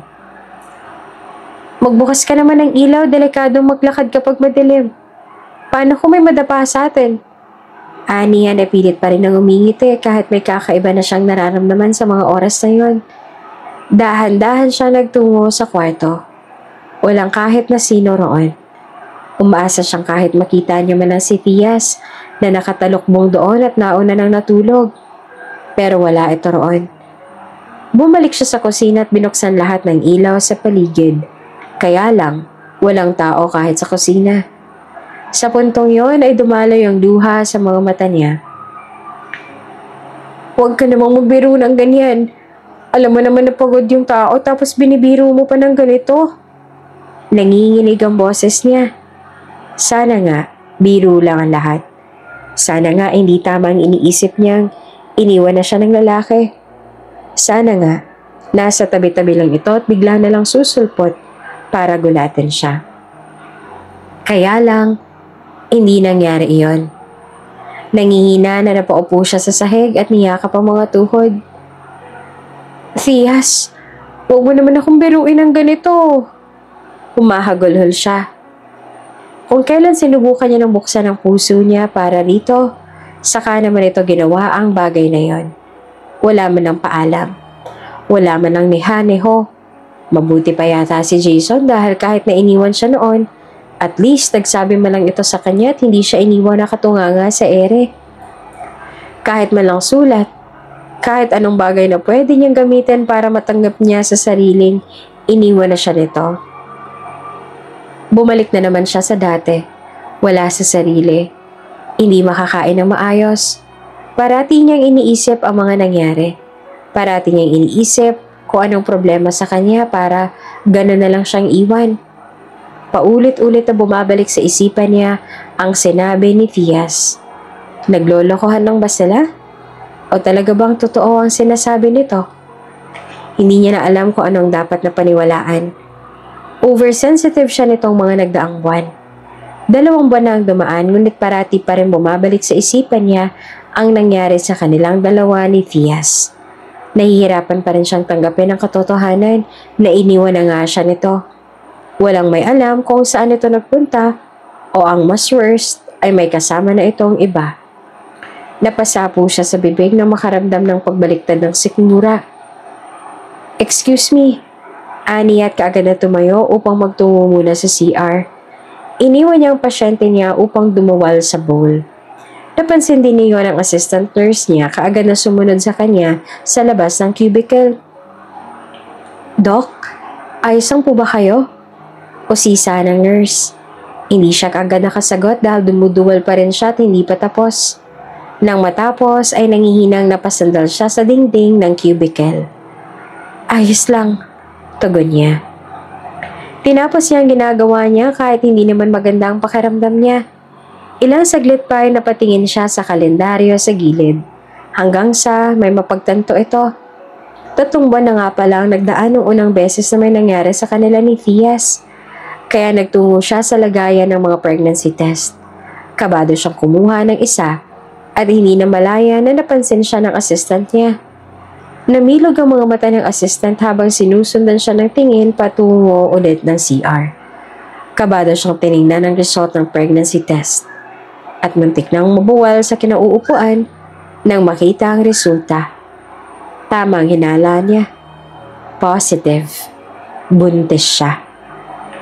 Otomatikong tumulo ang luha sa mga mata niya. Ilang beses niyang tinanong ang sarili kung anong gagawin ngayon. Gayong wala at iniwan na siya ng ama ng batang nasa sinapupunan niya ngayon. Naisip niya tuloy, kinarma yata siya sa ginawa niya kay Jason noon. Pakiramdam niya ay pinaparusahan siya.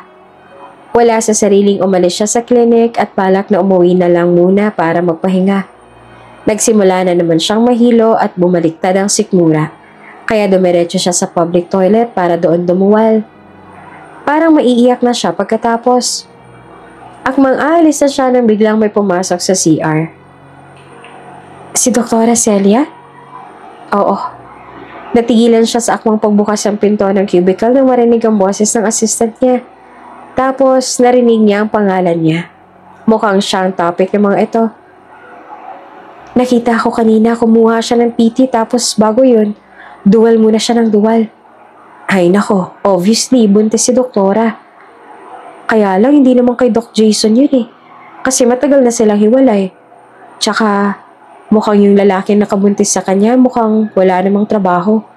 Mukhang nakikitira pa nga yata sa kondo niya kasi madalas ko silang naririnig na magkausap sa cellphone.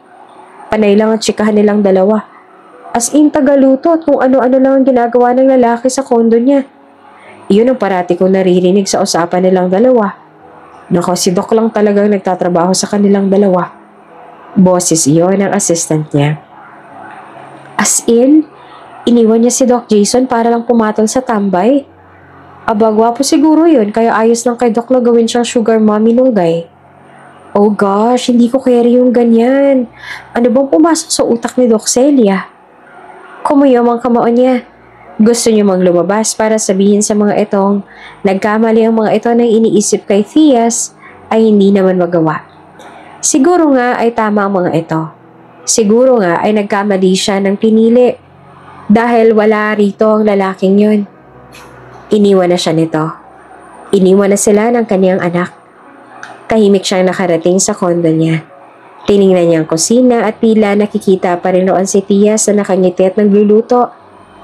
Naaalala niya nung salubong ito sa kanya para yakapin siya.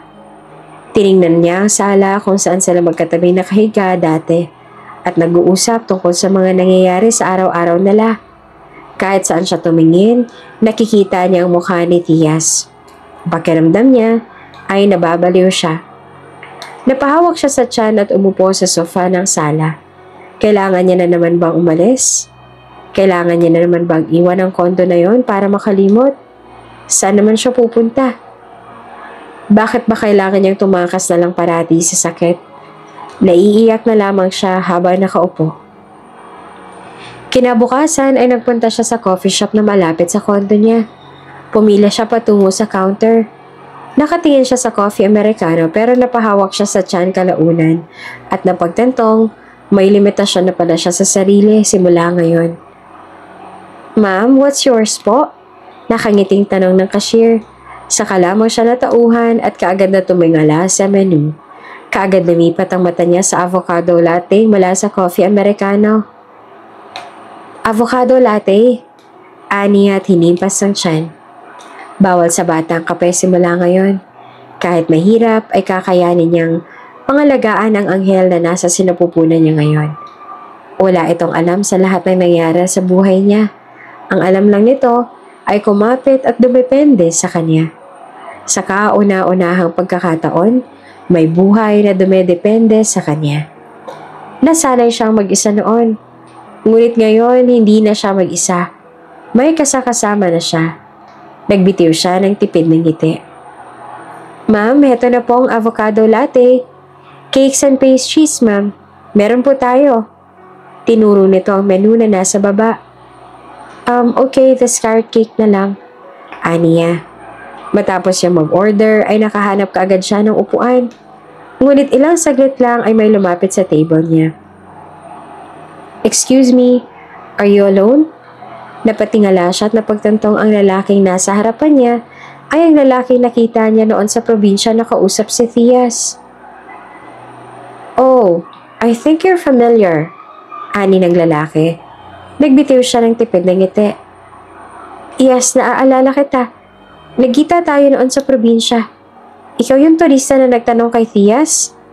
Naku, mukhang aniit ng mundo ah. Nagkita ulit tayo. Oh, Larry nga pala. Nag-abot ito ng kamay sa kanya matapos magpakilala. Celia. Anya naman tapos itinanggap ang kamay nito. Nice to meet you, Celia. Nakita niyang inilapag ng lalaki ang phone nito sa side table at inilapag na nasa tray nito sa table niya. Ngumiti siya rito. Yeah, he's an asshole. Don't worry, aware din siya na gago siya, huwag kang mag-alala. Boses yun ni Larry. Maybe it's better for both of us na nagkaroon muna ng break sa aming relasyon. Boses naman niyo ni Celia. No, better break up with him kapag nakausap mo siya. Dapat nandito siya pero duwag siya kaya umalis siya. Si Larry naman na nagsalita. Kumuyom ang kamao ni Matthias ang marinig ang pinasa ni Larry na recorded nitong conversation nito at ni Celia. Tinawagan niya ang kaibigan at humagalpak ito ng tawa sa kabilang linya. Hirap na nga siya tapos dinagdagan pa nito ang problema niya. Dude, damn you! Anis sa kaibigan. Pero patuloy lang itong tumatawa. Dude, patay ka talaga kapag nagkita kayo. May mga na-realize na siya. Baka hiwalayan ka nun. Papatayin talaga kita pag yun nakapaghiwalay dahil sa kagagawan mo. Bulalas niya.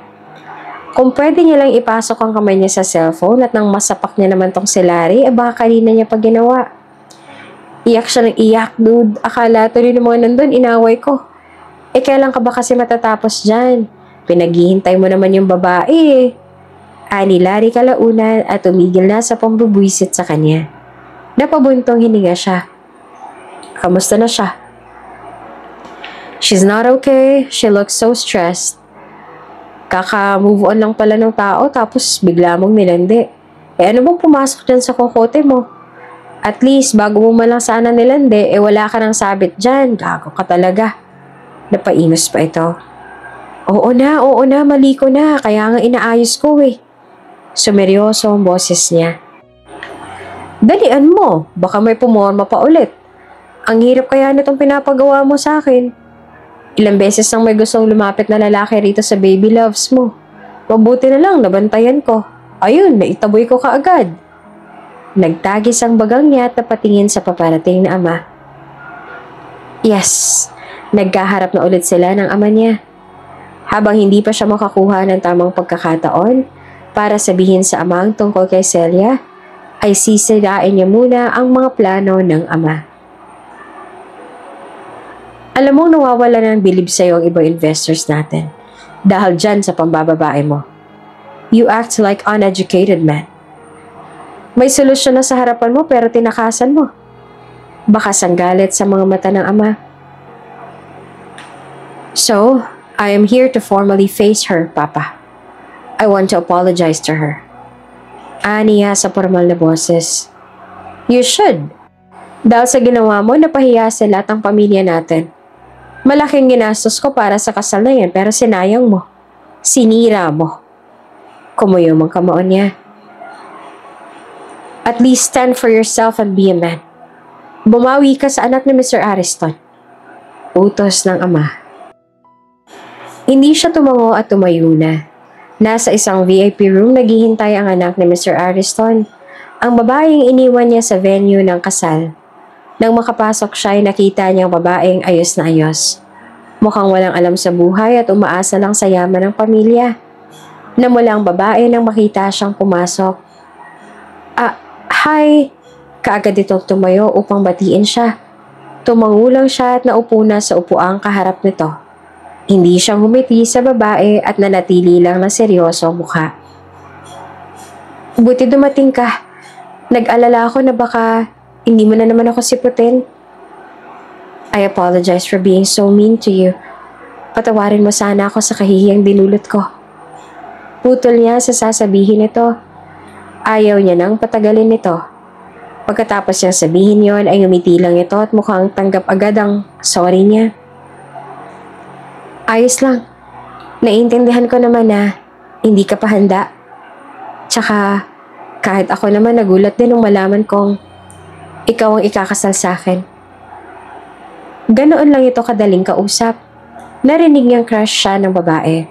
Matagal na siya nitong sinusundan sa high school hanggang sa lumaki sila at sinabi nito sa ama niya na gusto nitong maging asawa niya. Nakukuha nito ang gusto nito at pakiramdam niya ay isa lang siyang trophy para rito na pwede nitong angkinin at kahit kailan ito gustuhin, bagay na ikinakairitan niya. And I would like to tell you that I have a girlfriend now. Patuloy niya. Napanganga ito nang marinig iyon. Tila hindi makapaniwala sa sinabi niya. It's okay, she's just a girlfriend. Alam ko naman na wala ka na pang sineseryosong babae. Pwede mo pa siyang hiwalayan na ngayon habang hindi pa dumarating ang kasal nating dalawa. Pilit ang ngiti na binitawan ng babae. Kumuyom ang kamaon niya. Seryoso ako sa kanya. At bala ko rin napakasalan siya. Napanganga ang babae. Maging yun ay tila hindi agad rumehistro sa utak ng babae. Tumawa ito na parang nakarinig ng joke. You must be kidding me. Sinasabi mo lang yan dahil ayaw mo makasal sa akin. Natatawa nitong wika. Naningkit ang mga mata niya rito. Dahil sa pambababae niya, tila kahirap ng paniwalaang magsiseryoso rin siya balang araw. Kung ayaw mo maniwala, it's up to you. But I need to end our meeting here. May iba pa akong importanteng gagawin. Aniya tumayo na para makaalis. Nagulat ang babae sa bilis ng pangyayari at hindi na makareact nang umalis siya. Matapos ang meeting na yon ay panay-tawag na naman ang papa niya. Tsak niyang tatanungin siya nito tungkol sa pinag-usapan nila ng babaeng yon. Hindi na rin naman kailangan dahil alam niya namang nakapagsumbong na ang babae sa ama nito. Hindi na siya nagulat nang biglang magpunta ang ama sa opisina at kumprontahin siya. I can't believe you, son. What the hell did you... May balak na akong pakasalan pa. Putol niya sa sasabihin pa sana ng ama. Nagpapalusot ka lang para hindi kita ipakasal sa anak ni Mr. Ariston. Ilang beses mo namang sinabi sa akin na meron ka ng babaeng pakakasalan. Pero wala naman pala. Nagtagis ang bagang niya. But this time it's true. Dalhin mo muna rito yung girlfriend mo, kuno. Tsaka ako maniniwala kapag nakaharap ko na at napatunayan natin na talagang may relasyon kayo at hindi ka lang gumagawa-gawa ng kwento. Bakas ang iritasyon sa mga mata ng papa niya. Napabuntong hininga siya. Ang problema ngayon ay hindi niya alam kung paano siya mag-uumpisa. Anong sasabihin niya kay Celia? Bitbit ni Celia ang 2 plastic bags na mula sa supermarket. Pauwi na siya matapos ang mahabang pila sa supermarket. Nakahinga siya ng maluwag nang makapagbayad sa counter at kalaunan ay nakalabas na. Ready na siyang mag-abang ng taxi sa labas. Kaya lang, hindi sinasadyang napabaling siya sa kabilang side kung saan naandoon ang restaurant. Natulala siya ng mamukhaan ng lalaking may kasamang 2 tauhan sa likod. Fias, sambit niya sa kawalan. Otomatikong tumulo ang luha niya habang nakatanaw sa palabas na lalaki. Kaya lang, naka-business suit ang lalaki at maayos na maayos ang forma nito. Ibang-iba sa Fias na nakilala niya. Hindi kaya kamukha lang ito ng lalaki?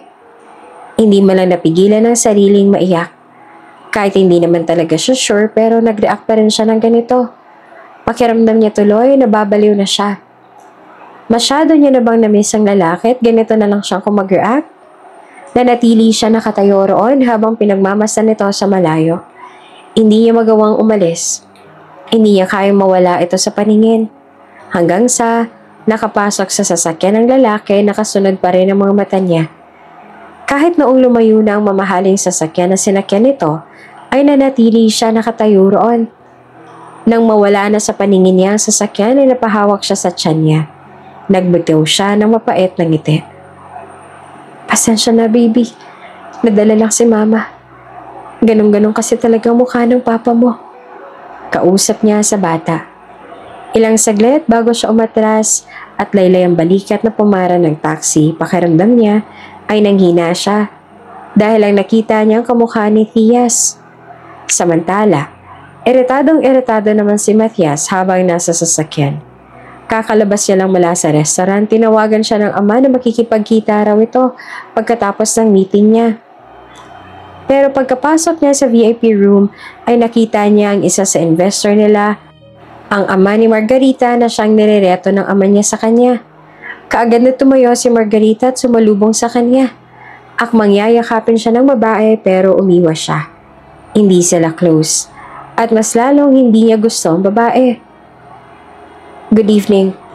Aniya sa seryosong boses, tapos ay tiningnan ng kanyang ama at ang ama ni Margarita. Pahiya naman na umupo si Margarita at wala nang ibang nagawa, kundi ang ngumiti ng hilaw sa mga nandoon. Naisip namin na sa susunod na buwan ulit ipagpatuloy ang naudot na kasal. Pareho kami nagkasundo at nag-agree si Mr. Ariston tungkol doon. Bungad ng ama niya. Hindi niya na nagawa maupo dahil sa narinig. Ilang beses siya nang tinanggihan niyon pero paulit-ulit pa rin bumabalik ang ama niya tungkol sa bagay na ito. Sana naman sa pagkakataong to ay hindi ka na umalis at ayunahin ang meeting kaysa sa kasal mo. Ani Mr. Ariston. Kung ganoon, ay pinalabas ng kanyang ama na umattend siya ng meeting imbes na daluhan ng kasal na iyon. Sino namang gagawang maniniwala sa dahilang yon? Wala.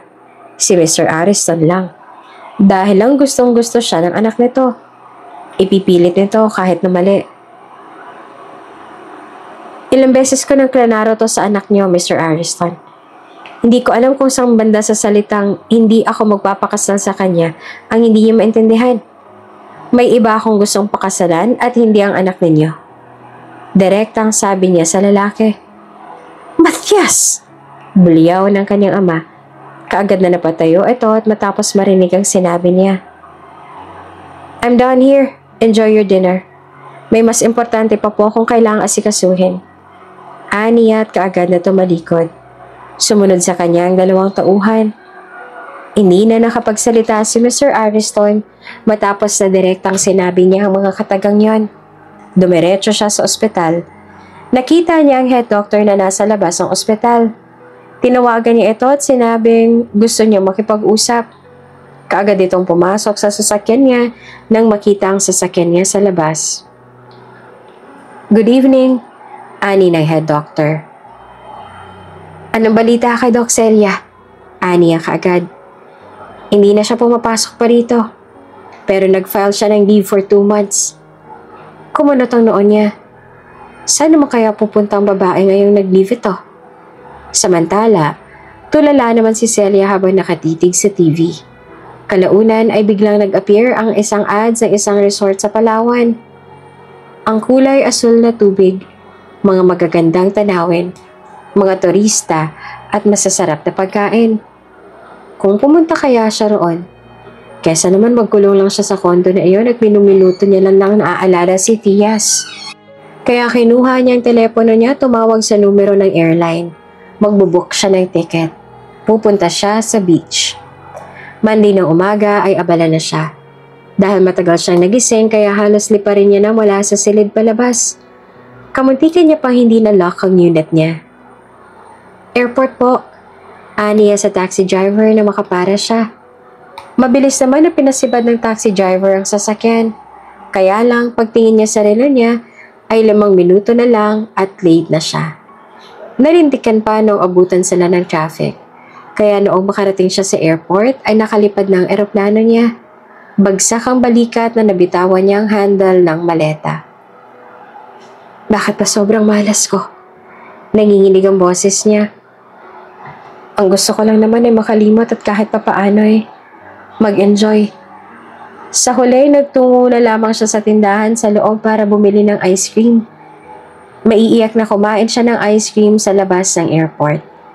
Maliit na bagay, iniiyakan niya. Pwede pa naman siyang mag-book ulit. Pwede pa rin naman siyang magpunta ng Palawan sa susunod. Umupo siya sa may gutter at pinahid ang luha sa pisngi. Tapos na siya sa ice cream niya. Dapat umalis na siya pero hindi pa rin siya matahan. Ayaw pa rin tumigil ng mga mata niya sa kakaiyak. Hanggang sa nanlabo ang paningin niya. Kaya lang nagtaka siya nang medyo magdilim ang paningin niya. Napakapit siya sa gutter. Napayuko siya at sinapo ang noo. Parang papanawa na siya ng ulirat. Ilang beses niya ring inutusan ang sariling huwag bumigay ngayon. Pero bumigay pa rin siya at tuluyan ang nagdilim ang paligid. Kumuyom ang kamuan ni Matthias sa matanaw si Celia na nakayuko sa may gutter. Kitang-kita niya ang pag-iyak ng babae. Alatang hindi ito nakasakay sa eroplanong dapat itong sakyan. Gustong-gusto niya manglapitan ito ay hindi niya magawa. Hindi pa ito ang tamang panahon para magkita ulit sila ng babae. Kailangan niya pang maghanda upang bago niya ulit ito lapitan ay tapos na ang lahat ng problema at hindi niya na kailangang iwan pa ito. Patuloy na umiyak si Celia roon. Habang nasa sakyan lang siya, pinapanood ito. Ilang beses niyang pinangarap na sana pwede na siyang makalapit sa babae. Na sana maaari niya nang pahirin ang luha nito at aluin ito habang umiiyak doon.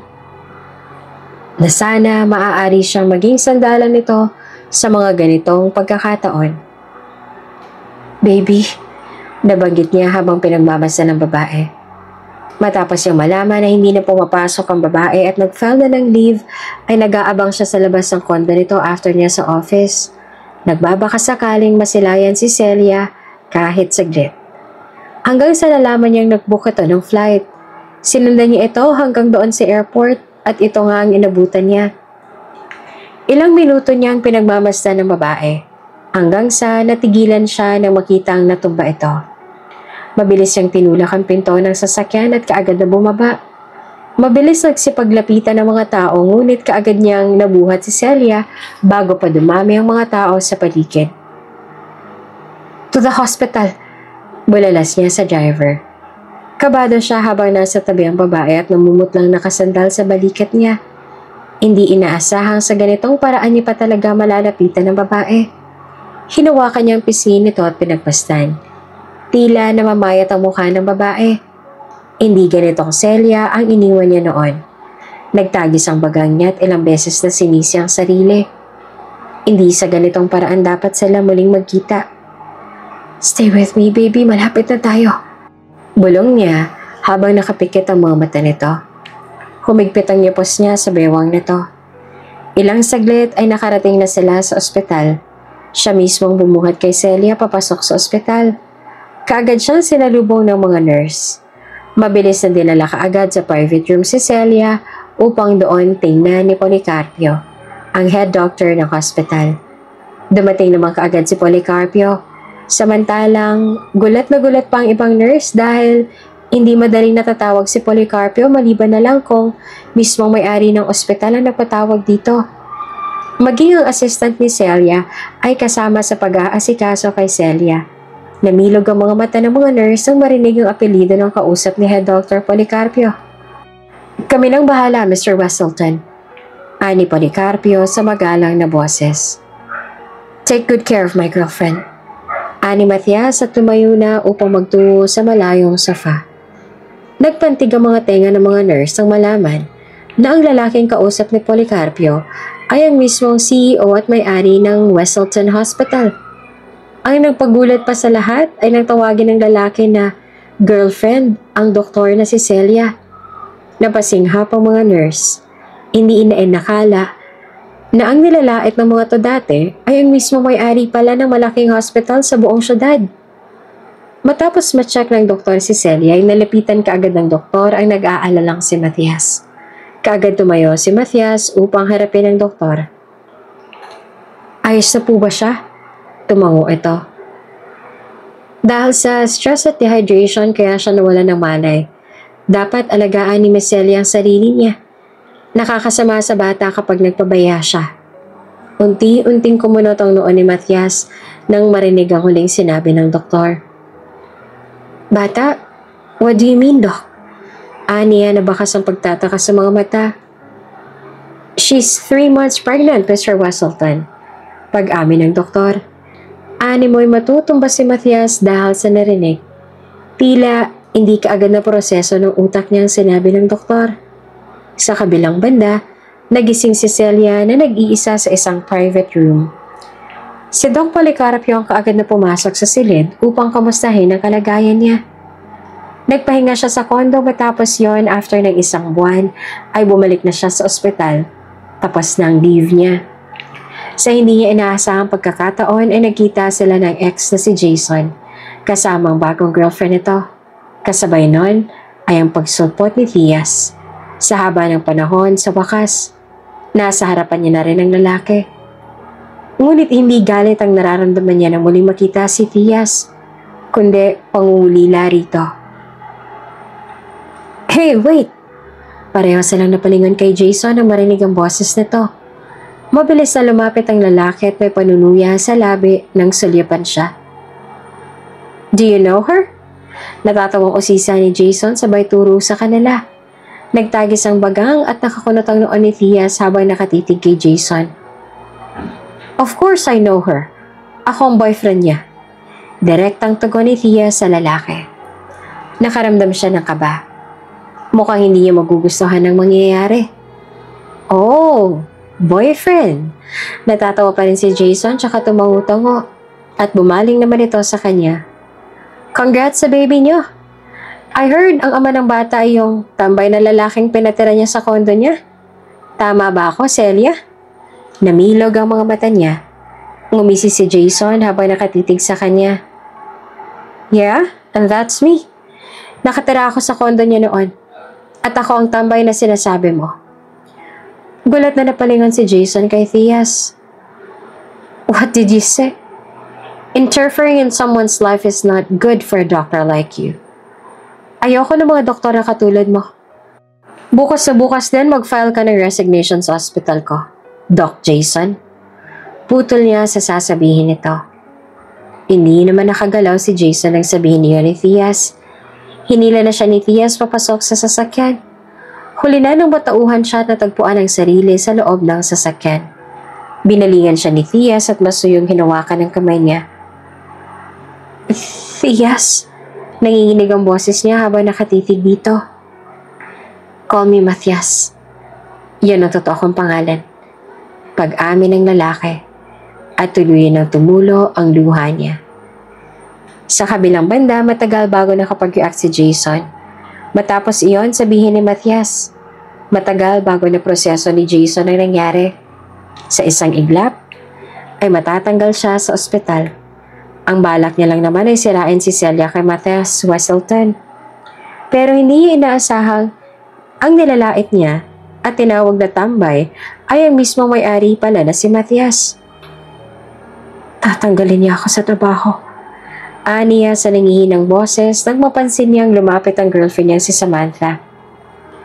Ayan ang napala mo sa pangingialam.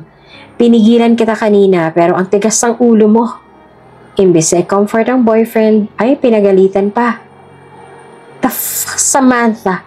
Tatanggalin na nga ako tapos ako pang pagagalitan mo. Tumaas ang boses ni Jason. Nagtagis ang bagang ng babae. Oo, kasi napakatanga mo. Masyado kang pasikat. Nakita mo lang na mayaman ng lalaking pinalit ni Celia sa'yo. Nag-alboroto ka kaagad. Ano, mahal mo pa ang Celia na yon? Dinuro ni Samantha ang lalaki. Pinigilan ni Jason ang kamay ni Samantha at pinisili yon kung kaya't napangiwi ang babae. Huwag na huwag mo ako masasabihan ng tangat pasikat. Hindi ako nagrereklamo kahit pokpok ka, Samantha. Ako lang ang lalaking tumanggap sa'yo matapos mong magpatira sa direktor mong baboy. Maganda ka nga, pero marumi ka. Halos patulak na binitiwan ni Jason ang namumulang kamay ng babae. Fuck you, Jason! I swear, wala nang ospital na tatanggap sa'yo. Baliw kang kago ka. Magsimula ka ng gumapang at magmakaawa sa may-ari ng ospital na to. Nakakaawa kang hayop ka. Sigaw-sigaw ni Samantha habang paalis siya. Hindi niya nilingon ang babae at nagpatuloy sa klinik niya. Kuyumang kamao ni Jason ang makarating sa klinik. Hindi niya inaasahan na mas lamang na ngayon si Celia kesa sa kanya. Hindi niya matanggap na nasa baba na siya ngayon. Sa kabilang banda, maagang umalis sina Celia. Nakasakay na sila ng eroplano mga bandang 7 ng umaga. Balak ni Matthias na tuparin ang balak niyang magpunta sa beach. Kung naiwan man siya ng eroplano nung una, ngayon ay mas maaga sila sa airport at safety na silang nakasakay. Hinawakan ng lalaki ang kamay niya mula sa labas ay nilingon niya si Matthias. Nasasanay na siyang tawagin itong Theas samantalang Matthias naman pala talaga ang pangalan nito. Ikinwento lahat ni Matthias ang nangyari at kung papaano siyang napadpad sa probinsya nito. Mula sa simula hanggang sa umalis ito sa kondo niya na hindi man lang nagpapaalam sa kanya. Inakala niyang tuluyan na siyang iniwan ng lalaki. Ang hindi niya alam na malalim pa lang dahilan nito kaya't nagawa nito iyon. Ngayon niya mas lalong naintindihan ng lalaki. Just tell me kung anong gusto mong kainin, baby. Alam kong naglilihi ka pa. Ani ni Matthias habang nilalaro ang daliri niya. Natawa siya. Saktong-sakto dahil papunta tayo sa dagat. Nakikrave din ako ng seafood. Ngumisi ang lalaki. Dadaling ko sa harapan mo ang lahat ng mga gusto mo. Mahal na Reyna. Natawa na naman siya sa kalokohan nito. Kung hindi lang dahil sa masela ng pagbubuntis niya, ay gusto niya ring mag-try ng free diving. Sa ngayon, marami siyang bawal at ayaw niyang mag-risk para lang sa panandaliang kaligayahan. Mas priority pa rin ang anak nila. Kung hindi ka pwede, hindi ko na rin gagawin. Sasamahan na lang kita rito. Next time na lang natin itry ang lahat ng activities kapag nakapanganak ka na. Ani Matias nang makarating sila sa hotel room nila. Katulad ng sinabi ni Matias ay sinamahan na lamang siya ng lalaki sa silid. Lumabas sila sa tanghalian upang subukan ng mga restaurant sa labas na kilala pagdating sa mga seafoods. Sa agahan ay sa restaurant ng hotel na nila ginawa. Sa gabi naman ay movie marathon sila. Kasalanan talaga to ng rom-com na pinanood natin noon eh. Kung bakit ba kasi may kissing scenes pa, no? Aniya habang nanonood sila ng kissing scene sa pagkakataong ito. Natawang lalaki pumaikot ang braso sa bewang niya. Parang gusto kong magpasalamat sa rom-com movie na yon. Kung hindi dahil doon, wala tayong baby ngayon. Napaismid siya at namula nang maalala na naman yon. Paano kapag ayaw ng papa mo sa akin? Paano kung ipilit niya pa rin na ikasal ka dun sa anak ng investor ninyo? Aniya kalaunan. Bumaling sa kanyang lalaki at mariin siyang tiningnan sa mga mata. Tatalikuran ko ang lahat ng meron ako ngayon. Hindi si Papa ang pwede magdesisyon sa bagay na to. Ako, Celia. Marahang sambit nito. Hindi niya na malayang tumulo na pala ang luha niya. Sa kanya lang napansin ang pahirin ni Matias ang luha sa pisngi niya. Sorry. Ani at kaagad na pinahid ang sariling luha. Hindi niya lang inaasahan ang naging sagot ng lalaki. Walang magagawa si Papa kung ako na mismo magdesisyon. Successful ang lahat ng negosyong hinawakan ko. At sapat na yan para makabayad sa lahat ng sakripisyo niya sa akin. Sa ngayon, ang bagong pamilya ko naman ang kailangan kong asikasuhin. Tsaka kung maiintindihan ni Papa yon balang araw. Hinawakan nito ang pisngi niya. Ngumiti siya sa lalaki. Hinalikan niya nito sa noo at napapikit siya. Tinapos sila ang huling araw nila sa Palawan sa pagkain. Nagpicture sila kung saan-saan. Binisita rin nila ang mga magagandang spot ng Palawan. Mga bandang hapon ay nasa dalampasigan na sila upang panoorin ang magandang sunset. Nakasandal siya sa dibdib ng lalaki habang sabay naman nilang pinanood ang sunset. Habang pinapanood nila ang paglubog ng araw, ay may senaryo na pumasok sa isipan niya. Ngayon pa lang, na-imagine niya na ang anak na tumatakbo sa dalampasigan at nabubulot ng mga kabibe. Tapos hahabulin naman ni Matias at maghahabalan ng dalawa.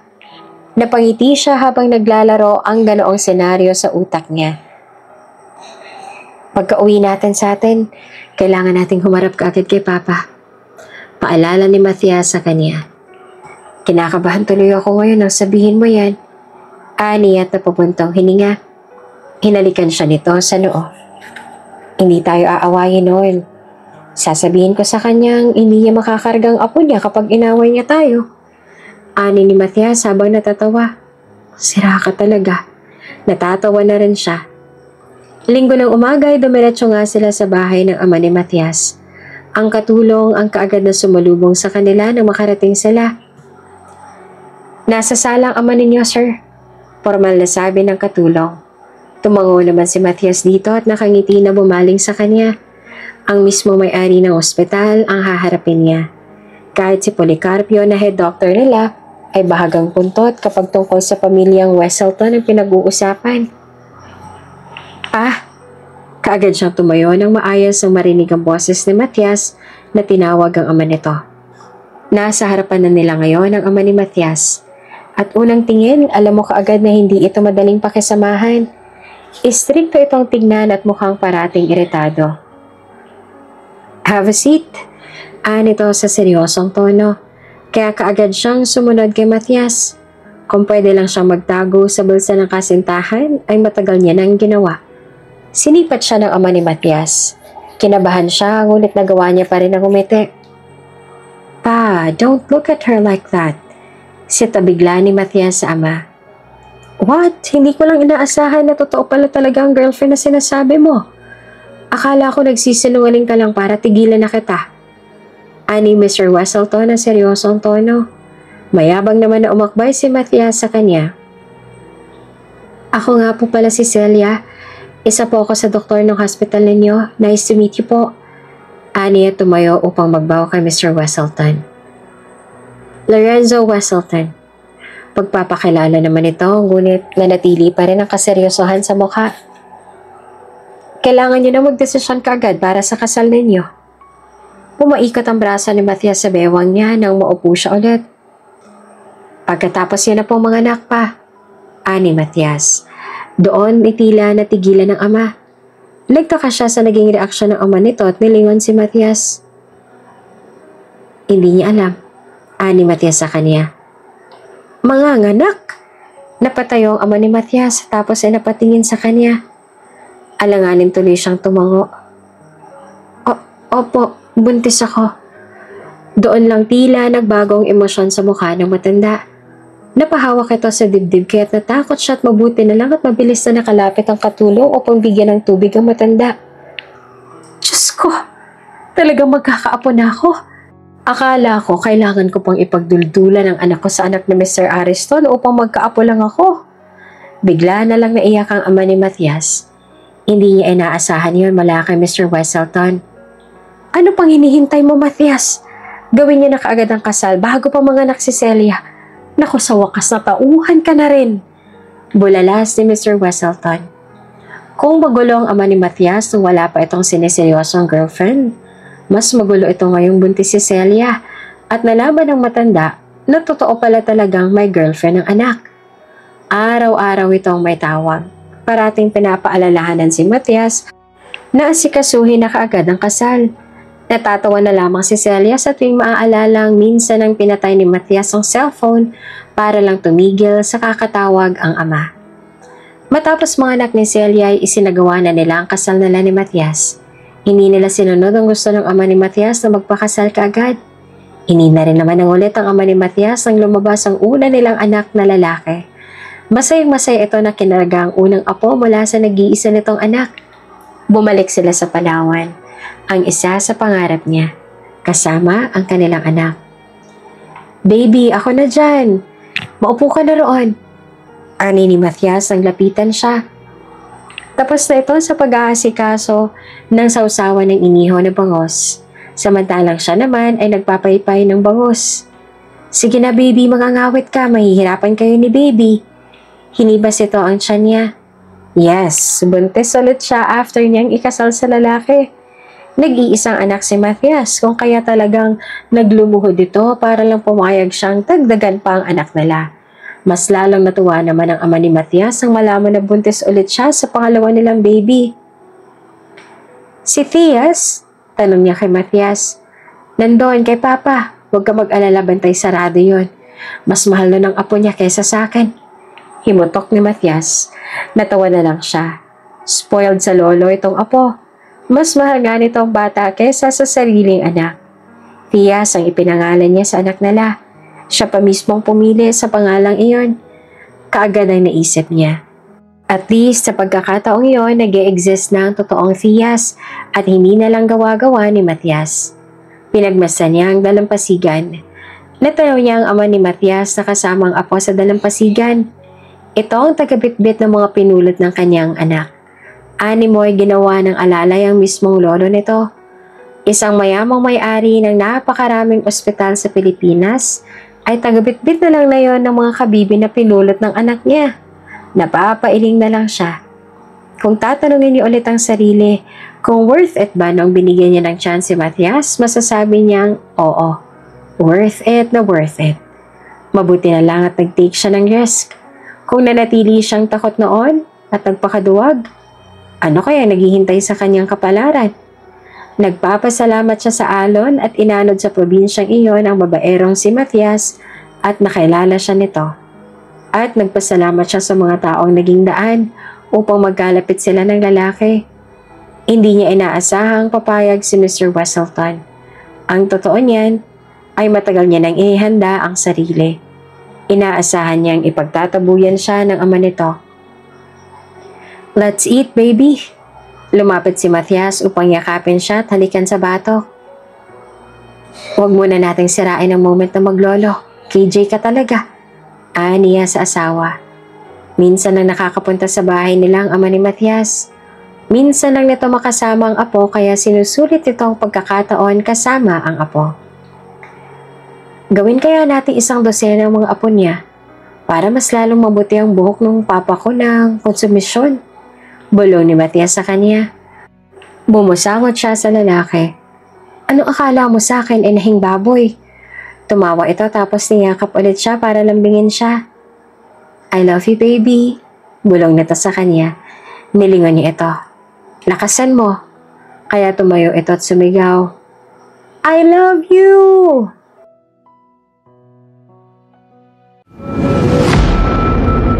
Kung bago ka pa lang sa channel na ito, Ate Jane TV, huwag kalimutang pindutin ang notification bell and subscribe button. Sana po hindi naman malaking abala sa inyo ang pagpindot ng subscribe button dahil ang kapalit po nito ay ang pagsuporta para makapag-produce ng mga libreng stories sa mga channels ni Ate Jane. Maraming salamat!